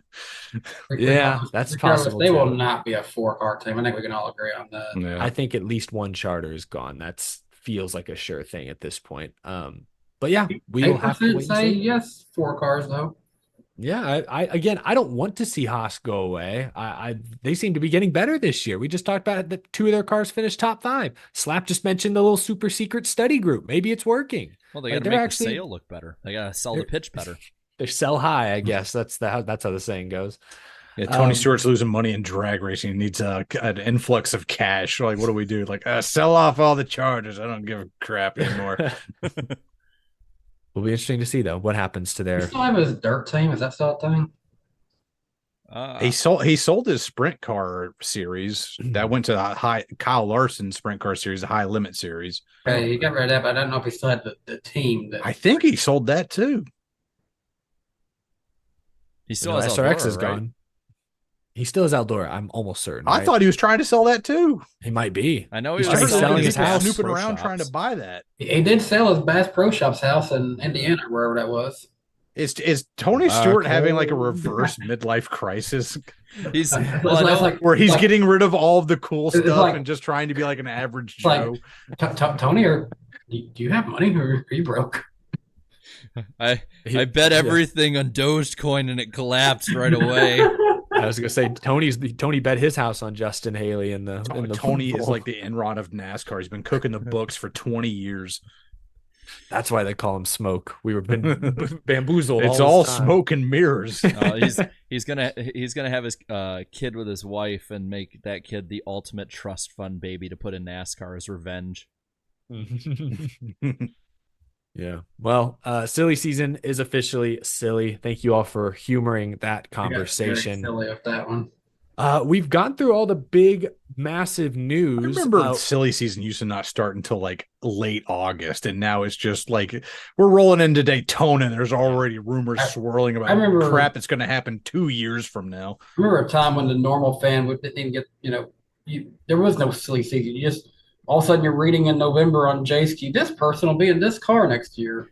Yeah, I remember. Oh, dude, like my silly season was like watching Daytona qualifying and then be like, oh, Ricky Rudd's racing for Robert Yates now. That's interesting. See, okay. I used to watch sure it was just like a shock to me to randomly be walking in Walmart and say, oh, Kyle Busch is in the 18 M&M's car this year. I would watch preseason Thunder and all the cars would be like gray or black or white. Be like, oh, he's in the 36. Didn't know. See, cool. last year I remember doing that where I just turned on the TV to know everything was going into 2011. That's like the last year for me where it seemed like where I was like out of the loop, just normal. watching what was on TV. Yeah, that's probably about the same for me. Truthfully, I can say this. The Gen 6, I was able to know it was coming. The next gen, we all knew it was coming way before it happened. Legit 2007, I turn on practice to say, hey, NASCAR's at Bristol this year. What is that they're driving? I always remember little things about that, but again, I was like, I think 9 going into that year or something, so like I wasn't exactly paying attention as much. For me, what it was is my dad would go on J-Ski, or like back when they had the old ESPN rumors page, because ESPN used to be fun online. He would just print out every rumor article. So like, I remember he like even like just sports in general. I remember he came home with this printed out picture in like, I think it was like January of 2009. He's like, hey, so ESPN has this kind of rumor. We don't know if it's a real picture or not. And it's Brett Favre in a Vikings jersey. And he would just bring this stuff home and be like, hey, I thought you'd like this, as I'm like walking out for school. He just has it in a folder for me. It's like giving me my documents that I'm going to be looking at recess. And that's how I basically remember looking through rumors in the 2000s and stuff. It was fun though. It was like there was an actual mystery to it, you know. What a weird time where the internet existed, but it was not the internet where we're going to know everything in 2 seconds if someone. Yeah, you didn't have that like constant like Twitter drip feed of like what Kyle Larson had for breakfast this morning. or the Taylor Swift Yeah. shirt that he would wear to a concert after tweeting something Oh my 13 years earlier. Did you hear that Kyle Larson went to a Taylor Swift concert 2 weeks ago? I'm burning all my Larson stuff. That diecast in the corner, Wow. burning it.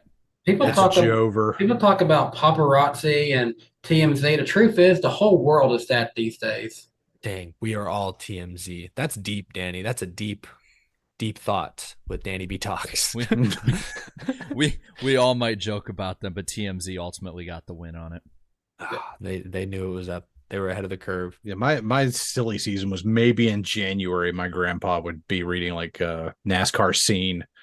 He'd like go through like all the driver changes and all that sort of stuff. Yeah. Good times, simpler times. But now we all have jobs on the internet because of modern times. It's our job is to break this nonsense down we're all week after We're all the week. losers our parents warned us about. Yeah. Yeah. Can we have the Unabomber just like take us back? Just like get rid of all the machines. Like let's just go back, man. But by the way, someone brought this up. Jay Buck, the man, said, didn't Kyle Larson make tweets back in the day that Kyle hated Taylor Swift? And yes, he did. I do remember people bringing those up. That's funny. I love that. Yeah. One of the tweets was Taylor Swift is a has-been from like an 18-year-old Kyle Larson. I love that still exists on the internet. How old was she? But she was still way young back then.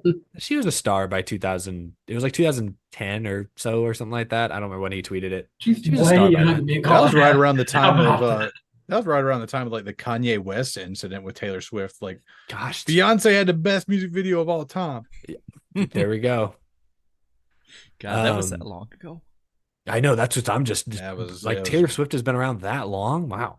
Welcome to TSWP, Taylor Swift Weekly Podcast. Nope, moving. No, Let's move on. I cannot have my Nope. little cousin who is a Taylor Swift fan know that I've like talked this much about it. You at can't this point. acknowledge Taylor Swift. Cannot over. acknowledge her. All right. Well, we do live in the town she finished No. high school at. Danny, why? Silence, Danny. What's next, Jared? Oh, the prediction segment, our Yeah. accountability segment. We teased this earlier. Slap, Mm. we're going to put you on the spot. You may or not have no. even prepared for this, Oh, but no. what we do every I week. did not. Okay, it's not that big a deal. It's not that crazy, but every week we go one at a time and make 3 different predictions, NASCAR related for the upcoming race, maybe a few months out, just a basic prediction about anything. We'll let you go fourth so you can kind of see how it's done, but we go one at a time. So start thinking in your head of some like just general sport related predictions you might have. Jarrett, you can take us through how we did last week. Yeah, so real quick, we'll go through our accountability session and see how our predictions have went.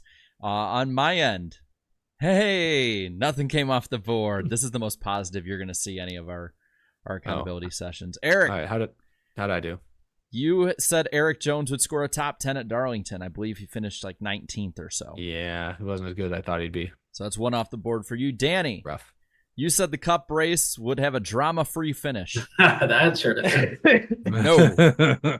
You also said Wow. somebody from Fox's broadcast team would legitimately and accidentally call a current driver by the name of a driver they're throwing it back to. They joked about it, and correct me if I'm wrong, but I did not hear them No, they did not. do that. I was hoping they would slip, but they did not. And because we're dumb man. enough to keep track of how we are doing so far on the year, I still am leading with 38.1% of my predictions being correct. Eric at 32.26, and Danny is back under the 30% mark at 29.63. And yes, we're doing better. We'll just say that. We've had a rough few weeks. Jarrett, do you want to lead us off with your first prediction this week? Yeah, I can do that. Go for it. So I'm looking through. I actually got a bunch of backup ones just in case. But I think I'm going to lead off on this one. Josh Berry finished third this past weekend. Josh Berry's third at Darlington will be the highest finisher, can be tied, but will be the highest finisher or finish for a 2024 Rookie of the Year candidate. Okay. I don't think all right. I don't think Hocevar, Zane Smith, or Josh Berry will get second or first. This doesn't count the All-Star race, by the way, only points races. Okay. This goes back to our last conversation. I don't care what Chris Rice said. I still think there's a chance Colleague ends up an Xfinity only team. So my first prediction is that either Colleague or Stuart Haas will be out of the Cup Series next year. All right. And my first one, Austin Dillon, minus the D and the O and the N, add the H. Austin Hill will drive in 2025 the number 3 Cup car. Whoa. So you think they're getting a third charter or they're rebranding the 3? Ooh. I think Austin Hill will legitimately take over number 3 next year. All right. Slap, you see how it's done? Do you have a prediction to start us off? All right. So how far in advance can I make a prediction? 2, Like 3, 4 years. A somewhere in year or there. 2, yeah. Okay. All right. The Coke 600 coming up. We'll have a restart within 5 to go. And that'll be the decider. And there's going to be something goofy happen. You know, some back marker's going to pop a tire. Something stupid's going to happen. We're going to just have a late race restart. And things are going to get real goofy real quick. All right. I like the goofiness. Jarrett, what's your second prediction? I'm trying to think which ones I should have that'll be a really good one, but I'll say this. By the checkered flag at Phoenix, there will be a credible report, so like Bianchi, Bob Pockris, whoever, that Rockingham and NASCAR are having conversations about having a date on the NASCAR schedule. They will have legitimate conversation and report. It won't be Carson Hocevar saying something at 1 a.m. on a Twitch stream. I could believe that they have the conversations. I could believe. But we haven't got a report about it. Yeah, but I could. That's what I'm saying. That's believable to me. That feels like I'm on board with that prediction. My next prediction is that, and I don't think I've made this one yet this year, but I think Josh Berry is going to win Rookie of the Year. I think he just took over the lead in the rookie standings. I don't care about the Stuart Haas drama. I think Josh Berry is going to close it out. I think they're getting better. You're going to notice a trend of this one. We're going to stay on the Austin Dillon train here. Austin Dillon will transition into a management role with RCR in 2025, but he will run a full-time schedule in the Xfinity Series back in a number 3 car. Ooh, okay. So I guess it means I'm up now. Yeah. All right. Both races at North Wilkesboro next week will be better than the races last year. Both the trucks and the Cup Series. The Cup Series low bar to clear, but the Truck Series race was actually based like the crossover moves between Kyle Larson and Bubba Wallace right there at the end. That was awesome. I think like from the testing footage I've seen with them like hitting the chip, like not even all the way down the straightaway, that place is going to be fast and it's going to be fun. I hope you're right. All right. One final round. Jarrett, what's your last one? The leader of the All-Star Open with 10 laps to go will not win that race. Ooh. If it's... I could see Ty Gibbs, not to spoil my pick later. I could see a Ty Gibbs putting the bumper to the back of somebody, getting a little pushy. I mean, I'll be fair. You know, I'd said how I wanted a smaller All-Star race or Clash field to make it more important to get in. And the Open actually is kind of stacked. Like, at least compared to last in there. year. Yeah, you got some good drivers in there. Yeah, Bubba's in there. I believe Briscoe is, if I'm correct. Josh Berry. Ty Gibbs. It's going to be interesting. My final prediction, and this ties into our next segment, but I think Jarrett is going to stump us on the random driver at least 2 more times this year. Okay, I must say that's been a lot of today. Yeah, that's been a lot of pressure on me for tonight. Mm-hmm. Nothing's going to come off the board for me this weekend because all of mine are things for ahead of time, but we're staying in the pattern here. Ty Dillon will win a truck race this year. He flirted with the top 5 this week, didn't he? Yeah. He finished. He went away. That truck has won Talladega before. Yes, it has. Man, he's probably the best guy who's been in that Rackley car. Yeah, the final one, by the way. All right, goofy prediction time. I think we have not seen the last of even numbered year Joey Logano. I think he's going to pull off some clutch wins. He will weasel his way into the Final Four. I'm not saying he's going to win the championship. He will weasel his way in there. All right. I like that weaseling. So many are going to be pissed by that. I don't even like the guy. I'm still pissed Wait. off at him from shit that happened in 2012 with Mark Martin. Weaseling We have seen that zombie get back up before. Double Weaseling tap. in sounds like he's just gonna slide like NASCAR official some money. Like, here, let me in. Just Like in 2018, he wasn't even good. What happened? He won the championship. Big three. Had a few who? clutch wins, ended up winning the championship. In 2015, odd numbered year, had the championship dead to rights. Get into some feud with Matt Kenseth, he takes him out. You know, this is just how Joey Logano operates. He is pure chaos theory. He does not care what the odds are. He refuses to acknowledge them, and he wins somehow. Joey Logano is the guy who shows up to the poker table and doesn't even look at his own cards and just goes all in every bet. You're not like wrong. That's the funny part. A lot of good comparisons. Poker, zombie, weasel. Someone could have a field day with that. Well, that's gonna do it for Joey our... Logano is an animal. He's an animal. Somebody needs to make an edit of a zombie weasel playing poker in a Joey Logano coat for us. There it is. That's exactly what I was picturing. I'd love it. On that note, we are nearing the top of the second hour, so I think it's time that Jarrett tries to stump us with his random mystery driver of the week. So Slap, this is Scout's honor here. Don't look at the chat. We usually turn our chats off. How do I do that with this? I'll just block it. Minimizing the screen. Okay. Yes. And Jarrett goes one at a time. And he's going to give us one clue at a time, and we each get 3 guesses. So don't burn them all at once. Let Jarrett get a few clues out in the open. Unless you really know who it is, then kudos to you. But word of advice. Jarrett's gonna go, this random driver is standing right behind Slap right now.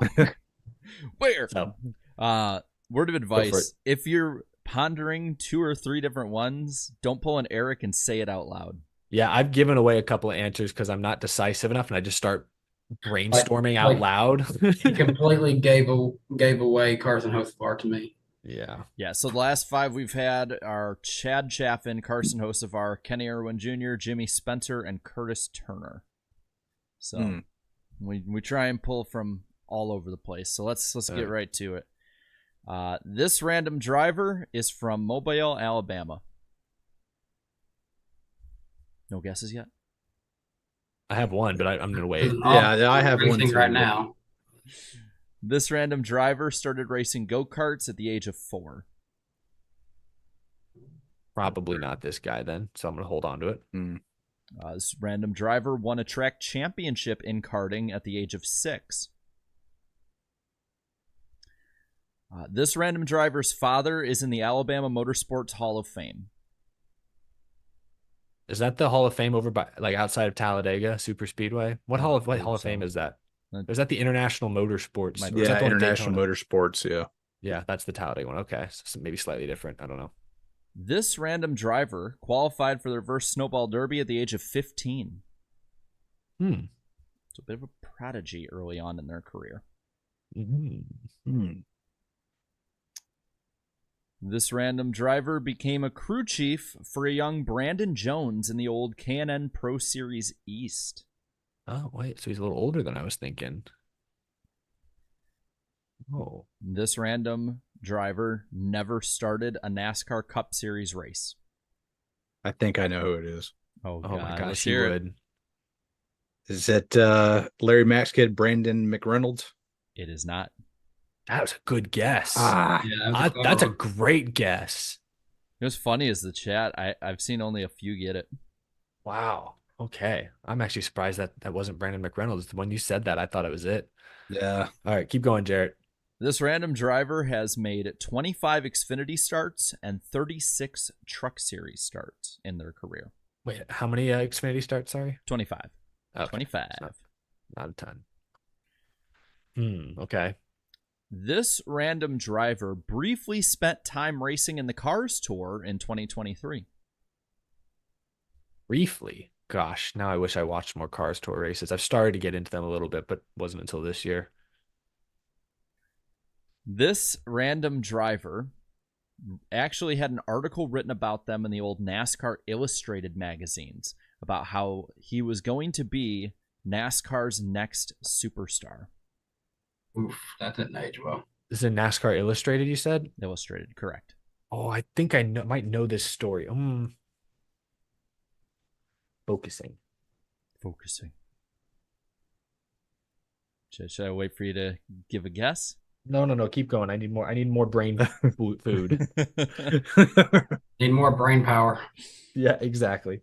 This random driver spent 2 years at Roush as a shock and simulation specialist.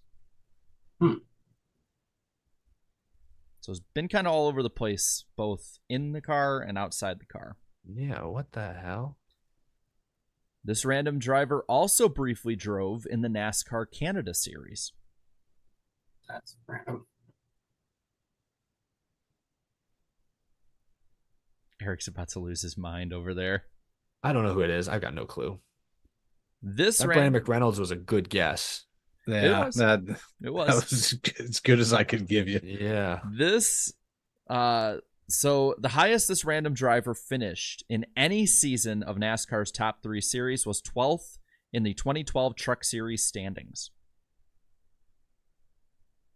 So 12th in points in 2012. 12 for 12. Good for them. Has the chat figured it out like fully? Can I just like throw out a name before we like give it out? Like is it a guess? Or yeah, we got plenty more clues to go. So yeah, you can Or throw no, it another couldn't guess be. out. No, it couldn't be that guy. He won. Oh, damn. Yeah. I know that's the tough part. Chat's going nuts. This random driver was also the shock specialist for Bubba Wallace when Bubba drove the number 6 at Roush for the Xfinity Series. Would we have like, were they doing like, interviews and like spotlights of this guy when he was at Roush? Or is this just something you found? NASCAR's YouTube channel did a couple. Wow. Okay. So this is like a name. This is an actual person. They actually had a segment, I think, about it on NBC or Fox, whichever one, when he had signed on with the team. So they did like a pre-race spot. Who could this have been? This random driver's current last NASCAR start was in 2017. That would have been Trucks or Xfinity. Yes. Gotcha. Yeah, I never made a Cup Series start. Yeah, just want to make sure it wasn't like ARCA or something, or modified or something random. Any guesses yet? Man, I really don't know. I feel like I'm just gonna sound foolish. Yeah, like the stuff that you're telling us is like, I mean, this isn't like some random podunk guy that made 2 starts in like trucks. This is like clearly like a guy that everybody thought was going places, made dozens of starts, has had a lasting impact on the sport. I mean, is he still in the sport in some capacity? Yes, some capacity still in it, both on the short track rings and also lower end NASCAR. Raced in Cars Tour last year and International Motorsports Hall of Fame driver. Was their his father. His dad, you said was, so it's got to be a famous last name. This random driver's best Xfinity finish was 4th at Bristol. So actually ran well. Good for him or her. Probably him. All right, this is where we'll start getting it. We've gotten through the toughest ones. We're going to start getting a little more closer around the center of the tornado here. This random driver's parents named him after the driver's name of whoever would win the nearest cup race to their due date. Oh man, I swear I've heard this. I'll know. I mean, it's gonna be somebody. It's not gonna be like last week where I absolutely had no idea what was going on. Yeah, people have heard of this guy. So what other drivers are named Dale, Jeff, Terry? Yeah, so that's the name of this person we're talking about was named after a cup winner. Correct. This random driver today is 39 years old. So do a little math here on that one. This would have been in the 80s, back half of the 80s. So they turned 39 this year. 85, 24. Oh, I had a guess, but he's from Georgia. This random driver had a long-time sponsorship partnership with Ream. Like, even in the developmental days. It's like Cale Gale? Is that your guess? Yeah. Yeah, you're right. Cale Gale. Nice. The Ream gave it away because they did have that. Damn it. time. Where's He didn't say that. I thought he won a truck race. I didn't. I said he hadn't won Cup or Xfinity. I never said anything about truck. God damn it! Goodness. No, and he only said his best points finish was 12. He never said anything about that. I thought you said he never won a race, and then No. I misheard. I Because I was thinking like I know Cale Gale made starts in the Cars Tour. Like I was at the race at Florence he was at, and I was just like, I know he made like a bunch of starts and all these different things, and I'm just like, Cale Gale. I was like, I'm no, like, he I won guess trucks. Cal Yarborough Brutal. won a race back in '85. Correct. Yeah. Where's IDK player at when he needs redemption for about a few weeks ago? That's right. I don't remember who the random driver was, but Uh, he guessed Cale Gale, and it was not nowhere I even can close. I can probably look back really quick on that Yeah, I don't one. remember who it was, but What was he has a photo finish of Kyle Busch in there for you? It was the absolute last clue I could Okay. get. oh yeah. Because there was that one. He had driven for Turner, Scott, Phoenix, and Kevin Harvick Inc. His father's name was Bubba Gale. Because he had raced Damn, in yeah, the the Kale or the named after a famous that really helped. I should have thought that should have Well, popped into my it's head. like I didn't know who it would be, even though I knew the year. But then when he said Raymond, I'm like, I can only think of Cal Gale having that. Wow. So with that, Mhm. Danny now has matched Eric. They're both 4. They're tied for 4 correct. See, y'all give me a lot of crap. I am tied for the lead. I mean, Danny's usually my only opponent, but but it's not like I'm getting blown out. You Yeah. gave away 2 of them. You gave away did Carson Hocevar and That's true, and I don't remember what the other one was. it's the one we had when Paige was on. Yeah, what was that? Tony one? Raines. Tony Raines, the damn DLP car. It's the mirrors. I mean, keep it in mind. We could always let these be taken by the guest, or could not even get them at all, like last week too. So Yeah. I should have just blurted out Cale Gale, not even like That's thought what I was twice about I was it. like, you know, who is it? Like, just say it if you got it. Well, on that note, the chat is starting to chant overtime, because we have just barely gone into overtime. Appreciate you sticking with us, Slap. I know it's a little bit of a late evening, but we are going to wrap things up tonight with our North Wilkesboro All-Star Race preview. Pretty simple weekend, just trucks and cup. It's an exhibition race. It's worth noting for the cup race, they'll have 3 different tire compounds. They'll have the normal tire, the softer, I don't know if it's softer is the right word, but it's made of the same compound as the wet weather tire. They'll have an option tire meant to wear out quicker. And then there are the rain tires, which may come in handy this weekend. Kevin Harvick is practicing and qualifying Larson's number 5 on Saturday. That will be interesting to watch. Let's start with the truck race. It is the Wright Brand 250. I missed the Tyson 250. That was such a good name last year. It's 250 laps. Stage breakdown is 70, 70, 110. Starts at 1:30 p.m. Eastern time on Saturday on FS1. Radios MRN and Sirius. 77 degrees that day. 70% chance of rain. Kyle Larson is the defending winner. And then the Cup race, the main event at least. There is the Open a little beforehand, but the Cup All-Star race is Sunday night. 200 laps. 150. 50. If I recall, you have to take 4 tires at the 100 lap break. I think the 150 lap break is optional. Starts at 8 p.m. Eastern time on FS1, PRN, Sirius XM. 74 degrees, 40 to 50% chance of rain. So we might see those wet weather tires come into play. Kyle Larson is also the defending winner of this one, but it's a very different looking North Wilkesboro Speedway now that they have repaved the entire facility. So our current pick points are as follows. Chat, you are holding down the lead with 199 total points. Jarrett, -6, still within striking distance. Really, we're all within striking distance if we hit on it one week. Danny is 18 points back. I am still in the basement, but inching closer at 23 points behind. So we'll start with that means the chats can put W's in the chat to have their belt. There you go. Yeah. W's chat. I'll let you do it just this once. Don't get used to it. Then yeah, let's start with the truck race. Slap, we'll let you go first because you're the guest. You don't really have to worry about this because you're going first. But the way we do things now is everyone has to pick a different driver. So you have the ability to take a big name off the board if you think they'll win the truck race. So lead us off. Who wins on Saturday? God, what's the entry list? We got any cup guys going in there? There's a couple. I think Chastain is on the list. They've got Almirola. that Eric Brendan. Almirola's in it. Yeah, Almirola's in the 16. Brendan Queen Butterbean is in the Tricon car or truck. Some interesting names. There's no obvious ones like Larson this time. No Larson, no Busch. Yeah, no he's Bubba. an Indy. I'm gonna go with Chastain, man. He's like once like Chastain gets on a streak, man, he just goes. I like that. That was a good pick. I guess I go second, right? Because I'm in the basement. Yes. I'll go with the guy who was actually going to be my first pick. I was torn between him and Chastain, but I will go with Christian Eckes because he's won 2 other short tracks this year.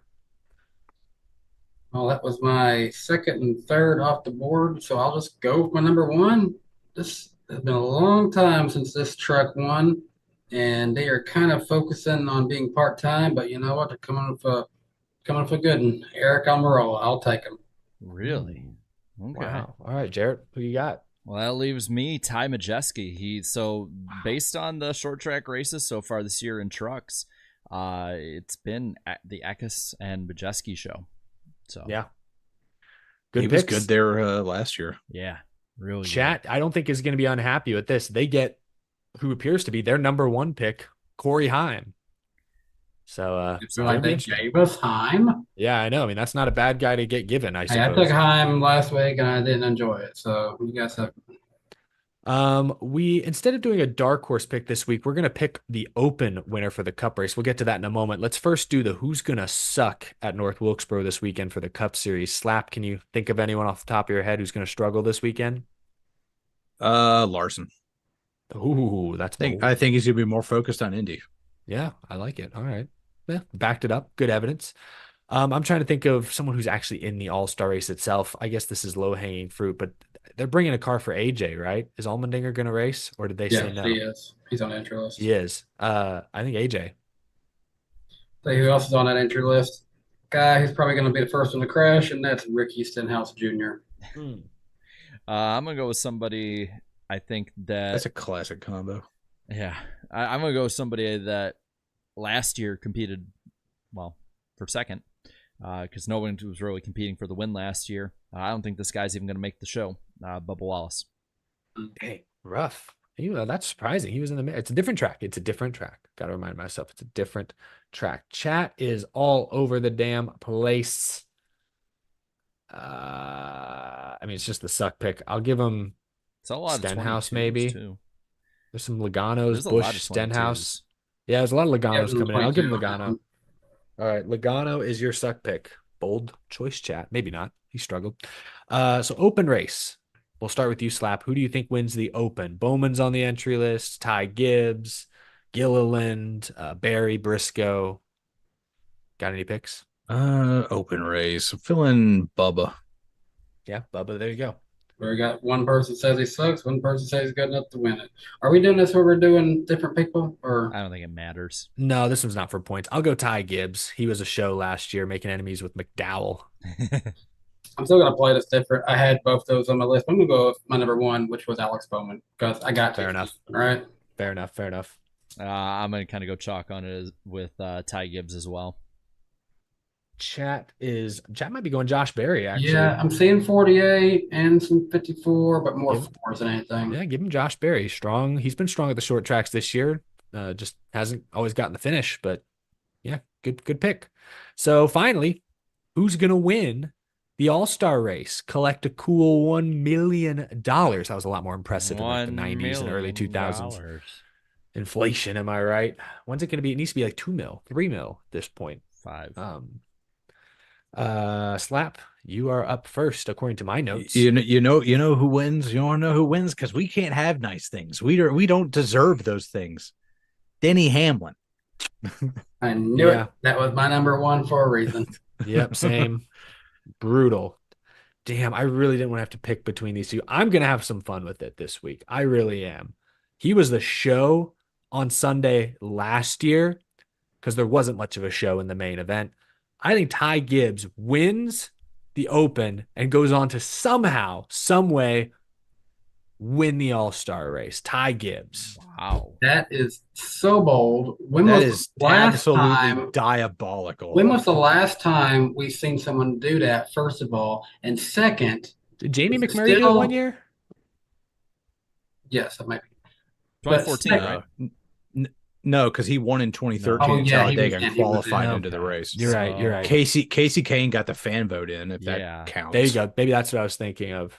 But second question here, I'm really surprised he did that because of the fact that he'd still be coming from the back on a package that's so dominant with track position. But hey, you do you, bud. He's got it. I think he's gonna be in the mix. Well then, I guess I just got to pick between these two Hendrick guys here, and as much as I want to say Larson, I do think the Indy distraction is going to be there. So I say a big check needs a big hat. Give me Slick Bill, William Byron. You know what? Lick I'm Willie. going for it. I had one of these moments where I was like, you know what? I'm going to go for it, and I got it right with this guy. I'm going to do it again because I think that he's the best driver in the world, Kyle Larson. I think he's going to prove it. I mean, we've seen him do it in so many different forms of racing before where he'll just jump and be like, oh yeah, I got 3 hours of sleep, ate a ham sandwich, and haven't drove this car in about a week and a half. Okay, I'll go win in it. So I'm going to go Kyle Larson. Chad's going MTJ. It would appear That's a smart so. I was starting to drop a poll, but nope, it is a runaway for MTJ. Truex. I'll be 100% honest. I called an audible. On my top 3, I had Hamlin, then Truex, then Ty Gibbs. I decided to pull an audible and go with Truex or go with Gibbs. I I like just it. wasn't Yeah, feeling I Truex had in this Larson moment. above Byron, and I chose Byron this time just because I do think Larson's gonna not getting the practice time, not getting any seat times, and it's gonna hurt him for this one. Yeah, 'Cause I but guess- what Jared I guess said is true. He'll start from though. the back, right? Larson will.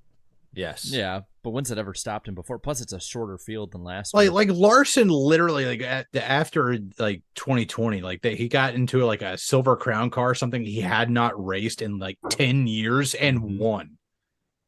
Yeah. Dude, I mean, dude's Won insane. at a He's track on, he he's had on. never been at before, and just like, yeah, it's Silver Crown car. I did this one his- time. I got this. And his it's just first- like literally like what's half a mile ahead of second place. His first run today in Indy practice, and he's like, they're like, oh, you should probably just get some laps in, just try and get a little seat time. He's like, no, I want to go in the middle of the pack where it's the most treacherous and just go at it and immediately first on the board.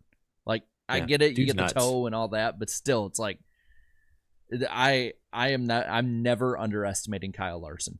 Never. But on a I serious just want to be a hater. on a serious note, I do want to ask this. Slap took it before we all could. I think Eric and I both had him as number 1. Jared, did you also have Hamlin as your number 1? No, I had Kyle Larson. Oh wow. I believe in Kyle Larson, man. That's some Atlanta Falcons draft logic right there. Well, difference is No, that the I Atlanta don't have Falcons checked down is like a whole Charlie. Different level of cursed. Yeah, I don't have check down Charlie as my 4th and 8 check down 3-yard pass I'm in just the saying, playoffs quarterback. you believe in your guy even when it doesn't really make sense. Gotta have him. Doesn't really make sense. No, but he was Gotta my have him. first. Did you guys choice see all that- along. Did you guys see that video of the general manager of the Falcons trying to explain to the Arthur Blank, the owner, like, no, it's a good idea. Like it just looks like a kid like trying to explain how the cookies in the cookie jar went missing. When Larson gets damaged trying to work his way through the field and finishes 8th next week, or hits that inside turn 1 wall and crashes, Jarrett's going to be doing that to our chat next week. Here's why this worked. But if you look, It at was the last it was the couple- right idea in theory. I mean, if you look at all these finishes, 8th would still get me 2nd or 3rd on the board of every race. I we mean, do. I still think Larson gets a top 5. I just don't see him winning this Hey, one this year. But the thing is, like, I'm in a points battle with the chat right now. I need those points. And, like, Good point. Truex is a good choice, but Truex also is one that just stupid stuff happens. The sirens are coming for me. Ty Gibbs do was actually second hear at this Darlington. He's going 1 position better this week, and I'm feeling it. But anyway, that's our all-star race expertise, our expert preview of North Wilkesboro. Really brilliant stuff from the 4 of us. That's a bold word for us right now. It really is. We really appreciate everyone sticking with us tonight. It's been a fun show. Slap, it's been great to have you. Before we go, I'm going to wrap things up with our final Super Chat stage break. We'll pick up right here with Isaac the Jedi. Looks like Brad leaving Penske was the right call. Do you feel that way, Slap? I mean, like after they were treating him in like 2020, where he was like the 3rd inline car, even though Kept he giving made, him 1-year deals. yeah. Technically, right now, the 2 and the 6 have equal wins for this time period. Yeah, in the next gen era, they're pretty much equal. Fair point. Will Griffin says, I heard WTR Andretti is going to Cadillac in IMSA. I could see Trackhouse being the Honda team, and Spire Andretti takes their spot with Chevy. Chip Ganassi did say they weren't done with NASCAR forever in 2021. And that is emphasizing the silly season right maybe there. they Dale get one of those Jr. SHR charters. Yeah, Dale Maybe. Jr. will buy a charter. This is the year. Dominion 42, very generous, says, I was a harbinger of bad luck this weekend. Me and my dad had the honor of being on Byron's pit box for the 17 in the Xfinity race. Said pit box was Elliott's and using Elliott's crew. Larson sat next to us. We're from Prosper, Texas. Wow, a lot of connections tied into this super chat right here. Yeah, Byron unfortunately did not have a good day in the Xfinity race, at least. But that's awesome. Thanks for sharing that. And awesome. Love to see another Texan in the chat. Andrew Meyer, friendship with Martinsville Speedway has ended. Darlington is my new best friend. How's that make you feel, Jarrett? I mean, More hot dogs for you. Yeah, more hot dogs for me. But I'm with. This is like the friend you need to get them through that really rough time. They've been having a 6-pack a day, and you just need to be there with them. They've been day drinking since 5 a.m. I'm sticking with Martinsville, man. You're a good friend, Jarrett. You really are. You're a good dude. Alex dude. left. I will say this: like Martinsville races in person are so much better than watching them on TV. That is like true. I was in the stands freezing my butt off at that night race that they had a couple of years back. Yeah, and I genuinely had a good time. I thought there were some good battles. Wow. They tore our seats out. The turn one seats we had. Yeah, the ad banners that had the seats under there and everything, like we would be like right there up on the track, and then it started raining. That rained delay during the Xfinity Series race. We hid up under the ad banners, and I like took like the Martinsville hot dogs out of my pockets and started. Yeah, wasn't it like you, me, Eric, Blue Jimmy were like all just like huddled under there for the Xfinity race? Part of it. Yeah, I had a quick little cat nap in there. I've taken some naps in some interesting places at NASCAR tracks. I've got a photo on my phone that I took. I was standing on pit road before a race, and I took a photo of Jarrett, you and Slap sitting there in like your row 2 seats. That's and y'all right. are like, y'all are not huddled together, but y'all are both like, we're both just hunkered down. Well, actually, speaking of races, the three of us, Eric, you, me, and Slap have been to. I actually have a clip here. I believe it's muted. But I actually have a clip of you last year climbing into a car at Wilkesboro. Should I show everyone? I have no idea what you're talking about, but sure. Remember that Jeff Gordon car? Oh, you play the clip. I'm loosely. Oh no! So there is sound here. Not here for this. So this should be good. Oh yeah. How do you feel? I'm pressed up against the Newman bar. I totally forgot. Oh my about god! That. I've had this saved for a year for this episode. Oh my gosh. I have had that clip saved for a year just so that I could be like pop it up randomly during it. I love that. I forgot all about that. Shoot, you need to send me that. That's funny. I'll email it to you tonight. That's awesome. Well, back to the super chats. Alex Luff asks, which company do you guys think consistently makes the best paint schemes? For me, it's Valvoline. Those are good. I'm biased to DeWalt, except for their Not throwback Axalta. this weekend was abysmal. Not Axalta. Oof. I don't know. I feel like some good ones, but let's see. Castrol. I'm not just saying that because Brad won. The Castrol schemes have always been good, all the way back to Casey Atwood and the Supras back in the 90s. John Force and drag racing, they've always looked good. Mountain Good Dew. point. Yeah, Cross Motorsports, those are good. Mountain Dew for me. I don't care if it's been going back to Dave Marcus and Earnhardt and even Dave with Kyle Busch's truck. Team Realtree, man, they've always had good looking cars when they do one. The Dale Jr. 88 one from 2010 was a good one, I remember. I think I have that car in my You do have that car. Yeah. Oh, another company that they're so good they got banned, Marlboro. They had the best schemes, man. Hey, Ferrari, IndyCar, they just always look great. Let's go down that road of banned companies with great schemes. DC Solar. Yeah. Yeah. The FBI had to raid them. Not in the desert and find their products. Not banned companies. Pepsi seemed to always have a good one. Yeah. Yeah, Jeff Gordon's Pepsi Billion card. I always love that one. The Star gold Wars trim, one. it just pops under the lights. Isaac the Jedi, back to the super chats, has a stat here. Logano's average finish is 18.8. Gregson's is 16.4 this year. That's actually insane. He also had another one. Haley's average finish is 24.8. Austin Dillon's is 25.5. Another standout performance there. I'll point something else out here. 25.5 today is way worse than 25.5 10 years ago when the fields were 43 cars, and now they're like 36 to 38 every week. Like a 25.5 today is like 30th back then. I also think the gap between first and 30th is closer now than it may have been then. Maybe not. Maybe I'm wrong. It's probably about the same, actually, in some ways. Maybe not on the stopwatch, but M. Martin Fan for Life says the sponsor of the 16 was not the state of Wyoming, but was some company from Minnesota, but they used our state logo. Free sponsorship for our state, though. Cool, I guess. Interesting. Okay. Wow. Scrapyard says, have you seen the livery Denny Hamlin will be running at North Wilkesboro? All the little spots over his car are apparently sponsor logos. Guess he's taking being NASCAR's villain to a new level by imitating Chick Hicks. Chick Hicks, chicken pox. Yeah, someone compared it to chicken pox. That's fair. It looks like his car is like breaking out. I don't know. It's not great. It's not my favorite. While you're looking it up, Danny, I'll go to the next one. Blake Slap, what's your favorite video you've ever made? Mine's the Mark Martin saga or the 9 types of drivers. He also asked, what's the best deep dish pizza? Great show. Don't know if that's also for you or for all of us, but best deep dish pizza. Oh, well, first off, deep dish pizza is not pizza. It's a casserole. You can call it whatever you want. It's freaking delicious, but it's too much. It's too much, bro. No. For yourself. I say the Detroit style is superior. Detroit style has grown on me quite a bit.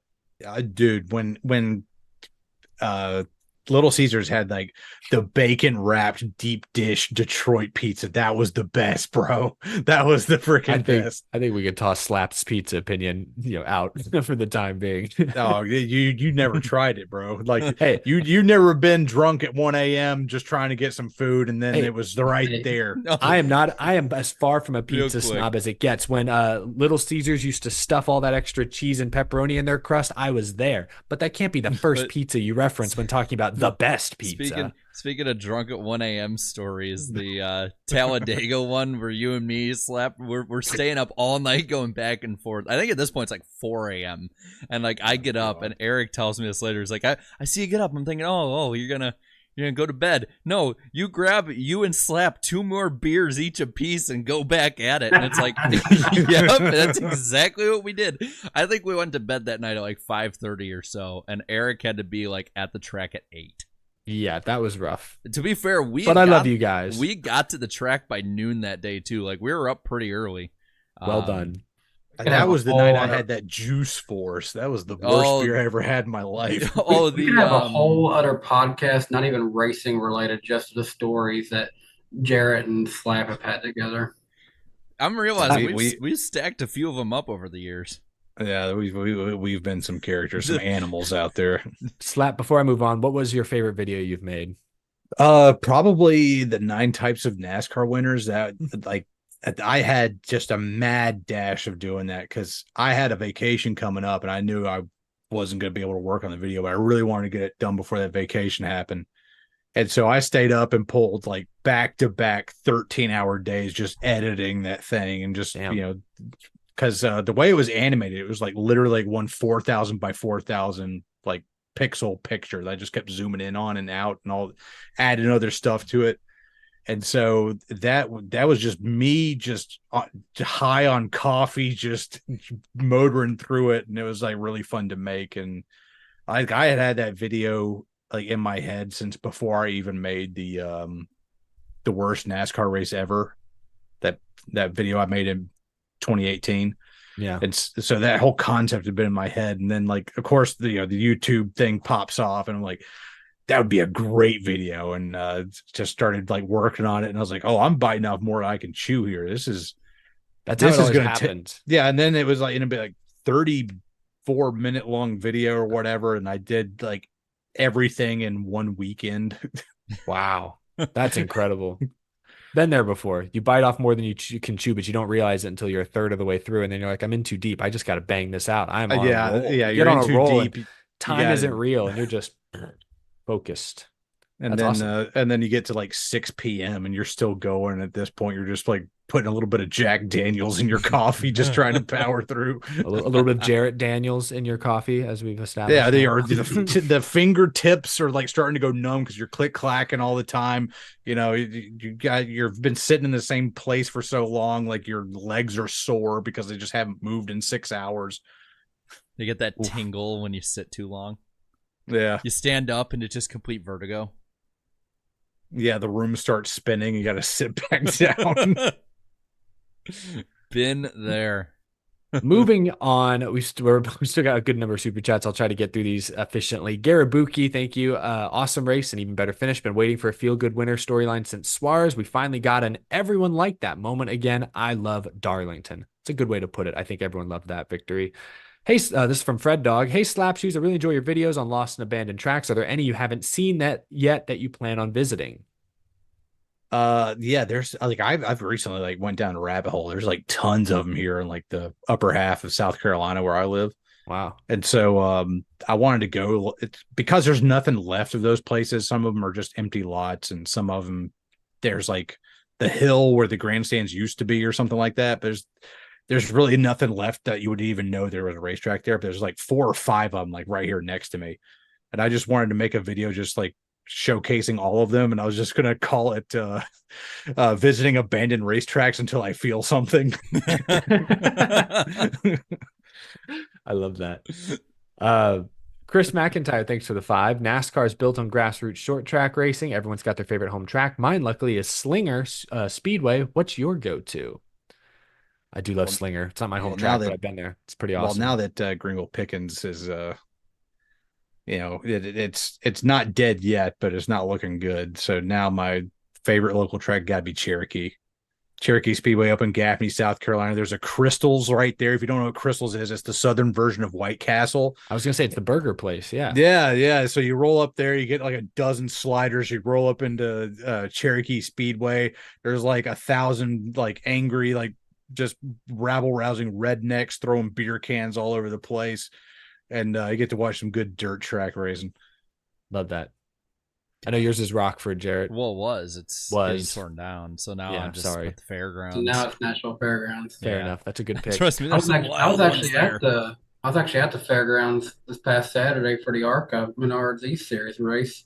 Yeah, you saw your videos up. I released a video on that today, so if you haven't seen it, check it out. I was also at a horse race on Saturday. That was interesting. Wow. Did you wear a hat? A funky hat? No, but I did see a lady who had a hat that was literally looked like that sucker was 3 foot wide, 4 foot tall. We call that a sombrero. Did you see Doug Dimmadome? Basically. Owner of the Dinsdale Dimmadome? And it was like checkered flag pattern too. I mean, this lady, when she walked by, people literally started clapping for her. Like she was a show horse. Fred Dog 81 says, put all the house money on whoever is facing Larson at Atlanta. You're welcome on getting to afford a second house. Yeah, that's true. That could be an upset alert. Devin Round says, if NASCAR goes to Mexico, they need to race the oval there. It's a flat 1 mile oval. We don't need to replace an oval with another road course. I agree, but I'm hopeful the Roval is gone and that becomes like Charlotte or something. So I think we'll end up with roughly the same number of road courses, but NASCAR to Mexico very much could happen. Isn't there a bunch of stuff in like the infield of Mexico? Like you can't see the backstretch from the grandstands. I don't know about that track. But the F1 circuit, I don't really know how it's laid out. I mean, I'm sure there are different vantage points that are better than others. I have to do my research, but if and when before that becomes a real thing for the Cup Series. We got a very generous super chat earlier from Garabuki, who's a longtime viewer of the show. Always appreciate seeing them here in the chat. People who whine about NASCAR moving to streaming are allergic to the future growth of the sport. Streaming is the future. It'll get better and more integrated over time, and younger eyes will be watching. Growing pains, yes, but it must happen eventually. The only thing I wish they'd change about it is just making it easier to go from platform to platform, especially when they get these packages now. I hate having to get out of the app, then go in, sign in the other app, find the channel I need to go on with that one. If it just can be more streamlined, I think it'd be much better. I think I said on this show last year, I think this was more when we were talking Xfinity, but I was like, we should just rip the Band-Aid off and put every Xfinity race on Amazon Prime. It's all in one place. Yes, it's full bore. You're committing to streaming, but at least it's in one place. My only problem now is you do have like Amazon showing practice and qualifying for Fox races. You have Turner showing practice and qualifying for NBC races. And it's like, man, it's so fragmented. I think it's just a little too much. That's my biggest concern now. But hopefully people adjust to it. A lot of young people like us, kind of like Garabuki says, there are kind of adjusting to the streaming world. So maybe it won't be that big of a deal. Who knows?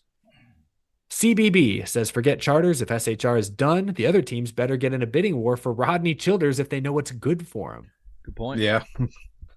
Yeah. Like what are the odds that like with some of these crew chief and drivers and the charters get sold as like package deals? Childers goes with Briscoe to the Wood Brothers. No, or Josh Berry brings all his they go to the front row or That's a great quote. That's a great. Here's a scary point. thought. Yeah. Is what if someone like Gibbs or Hendrick picked up Rodney Childers? It's so over, man. That is a they're winning 30 races a season. It's Jover. I'm just saying, man. Like I don't know. I'm just saying. So far this year, Christopher Bell has had an off year. Imagine Christopher Bell with Rodney Childers. Just putting that out there. He's got. We're looking like Chris Gale at the 54 could be on the hot seat. You know what I mean? I don't know Rodney Childers and Ty Gibbs and Rodney Childers. That doesn't seem like a match made in heaven at first glance, but maybe I'm wrong. Winning solves a lot, though. Yeah, and if they start winning really quick, I mean, remember, like from 2014 to like 2020, that team was unstoppable from the get-go. And Rodney Childers worked with a lot of different types of drivers before that, from Mark Martin, Brian Vickers, Scott Riggs. He almost won Scott Riggs a damn race. He can win anyone a race. Good point. These next few are all silly season related. NIL weather. Zach Willis says front row by Stuart Haas, and front row becomes 4 cars. Could work out something like that. Front Haas. They tried to do it before. It's not unheard of. Yeah. Rocks Reviews and Reactions says, hey guys, heard it here. Stuart Haas will win 2 races this year. I could see at least 1. Don't know about 2, but 1. They're close. I could see 1 right now. Devin Round says Stuart Haas plus FRM, Gilliland, Gregson, Barry, Custer with Preece out. Trackhouse gets the other 2 charters for Chastain, Spars, Zane Smith, and SVG. I think that's plausible. I think that's very plausible. But we'll just have to wait and see. Rowdy Josh Racing says the 45 will F around and find out. Just ask Tim Richmond. Fitting. He did drive a Tim Richmond throwback this week. Austin Blansett, a few weeks ago, I asked you all if Rockingham was coming back. Quick question, does North Wilkesboro ever get a points-paying date? I think it could. Absolutely could. Yes. I don't think it is possible. I don't think Rockingham comes back, but I'm just cynical. I don't mean to be so cynical. I don't like being that guy, but yes, you do. I definitely do think they get a point. It doesn't. I don't feel like it suits me, but maybe I'm wrong. I'm not the best judge of myself. Bobby Blair, thank you for the very generous super chat. Hey guys, what's up? Slap bold prediction. I think Austin Dillon will move down to Xfinity in the next couple of years. He's a good driver who's just in a bad situation, my opinion. I don't know. He drives for his grandfather. I feel like it doesn't get much better than that. They pulled Justin Alexander out of semi-retirement for the 3rd or 2nd time to try and fix things. I feel like he's in an okay situation. It's just not going well. So we'll see. Just a Corvette guy says, I've got a random driver question. He's a 2-time Daytona 500 champion, the last to intimidate Dale and rattle his cage, and his last full season was 05. Hold on, say that again. There's no punctuation here. Oh no, there's some. 2-time Daytona 500 champion, last to intimidate Dale and rattle his cage, and his last full season was 05. Sterling Marlin? Yeah, that's the only I can think of. Yeah. But he had a full-time season after that. No, he was signed for a full-time season. No, he never got to do it. It's got to be Marlin. Yes, so. He could have had more than 2 Daytona 500s. I feel like depending on how you look at rattling Dale's cage at the end. Yeah, I don't like the way that was worded right there. Yeah, that threw me off. Yeah, for shame. Yeah, ban him. Not the best wording. Alex Luft, I got a random driver. The driver has won both an IndyCar Series and a Cup Series championship. God, we're gonna be doing this all night if Yeah, we keep these super it's chats going, guys. This is Jared's thing. You guys can't have it. You might be at a point. Yeah, you're where you can't encroaching have on it. his territory now. Yes. Sorry, getting the next few here. Hoosier Films says Colts better than Texans, better than Titans, better than Vikings. Damn, putting the Vikings in the basement. The Wait, Colts? Well, I seem to remember them blowing a 33-0 lead to the Minnesota Vikings, but we'll just forget about Hoosier that. Films, so keep that in mind when you With none consider other Colts than Matt bias. Ryan at the helm. The joke Nicholas artist. Friedman says, if each of you could go back in time and watch a NASCAR race in person, which would you choose? I'd go to the 92 Hooters 500 or Summer Daytona 94. This is really lame. I'd go back to the 2012 Daytona 500 just to see Matt Kenseth win and the Jetfire in person. 92 Hooters 500. I recently watched, well, actually it's about a year ago now, watched that race from green flag to checkered flag, and I'd watched parts of it before, but I was in absolute awe the whole damn time. Mm-hmm. It was beautiful. Just be like a bit of a contrarian that I don't think it was the Winston 500. I think it was the other one, that Talladega race in 1984, which had like 80 something lead changes. Look it up. That was a record that stood until like the 2010 Talladega race with the tandem drafting. Yeah. That would have been wild to see That in would be person. wild. Like after watching that, I would be like, that record's never getting broken. Like there's just no way. There's no way. The old slingshot with the unrestricted cars, how fast it would look in person. Because like I was at Michigan in 2012 when they were getting up to like, 215, 216 in the corner, and I remember how fast it looked compared to a normal race. Mm-hmm. I can't imagine seeing that at Talladega with those cars. Like it's got Austin Cindric had something about that where he said something to like the degree of see, our cars look like they should be this fast, and those cars didn't look like they should have been that fast. Yeah. And were they were pulling like 210 mile an hour slingshots in a car that had the aerodynamic properties of a thrown rock. So yeah, 75 lead changes. It was the Winston 500 in 84. Okay. And what the margin of victory, I can't tell what this is supposed to be. I think it's 2 car lengths was the margin of victory between Cale Yarborough and Harry Gant. Well, you know. But yeah, pole speed 202. The average speed of the race was 173. Holy Jesus. Wow. And there were 4 cautions too.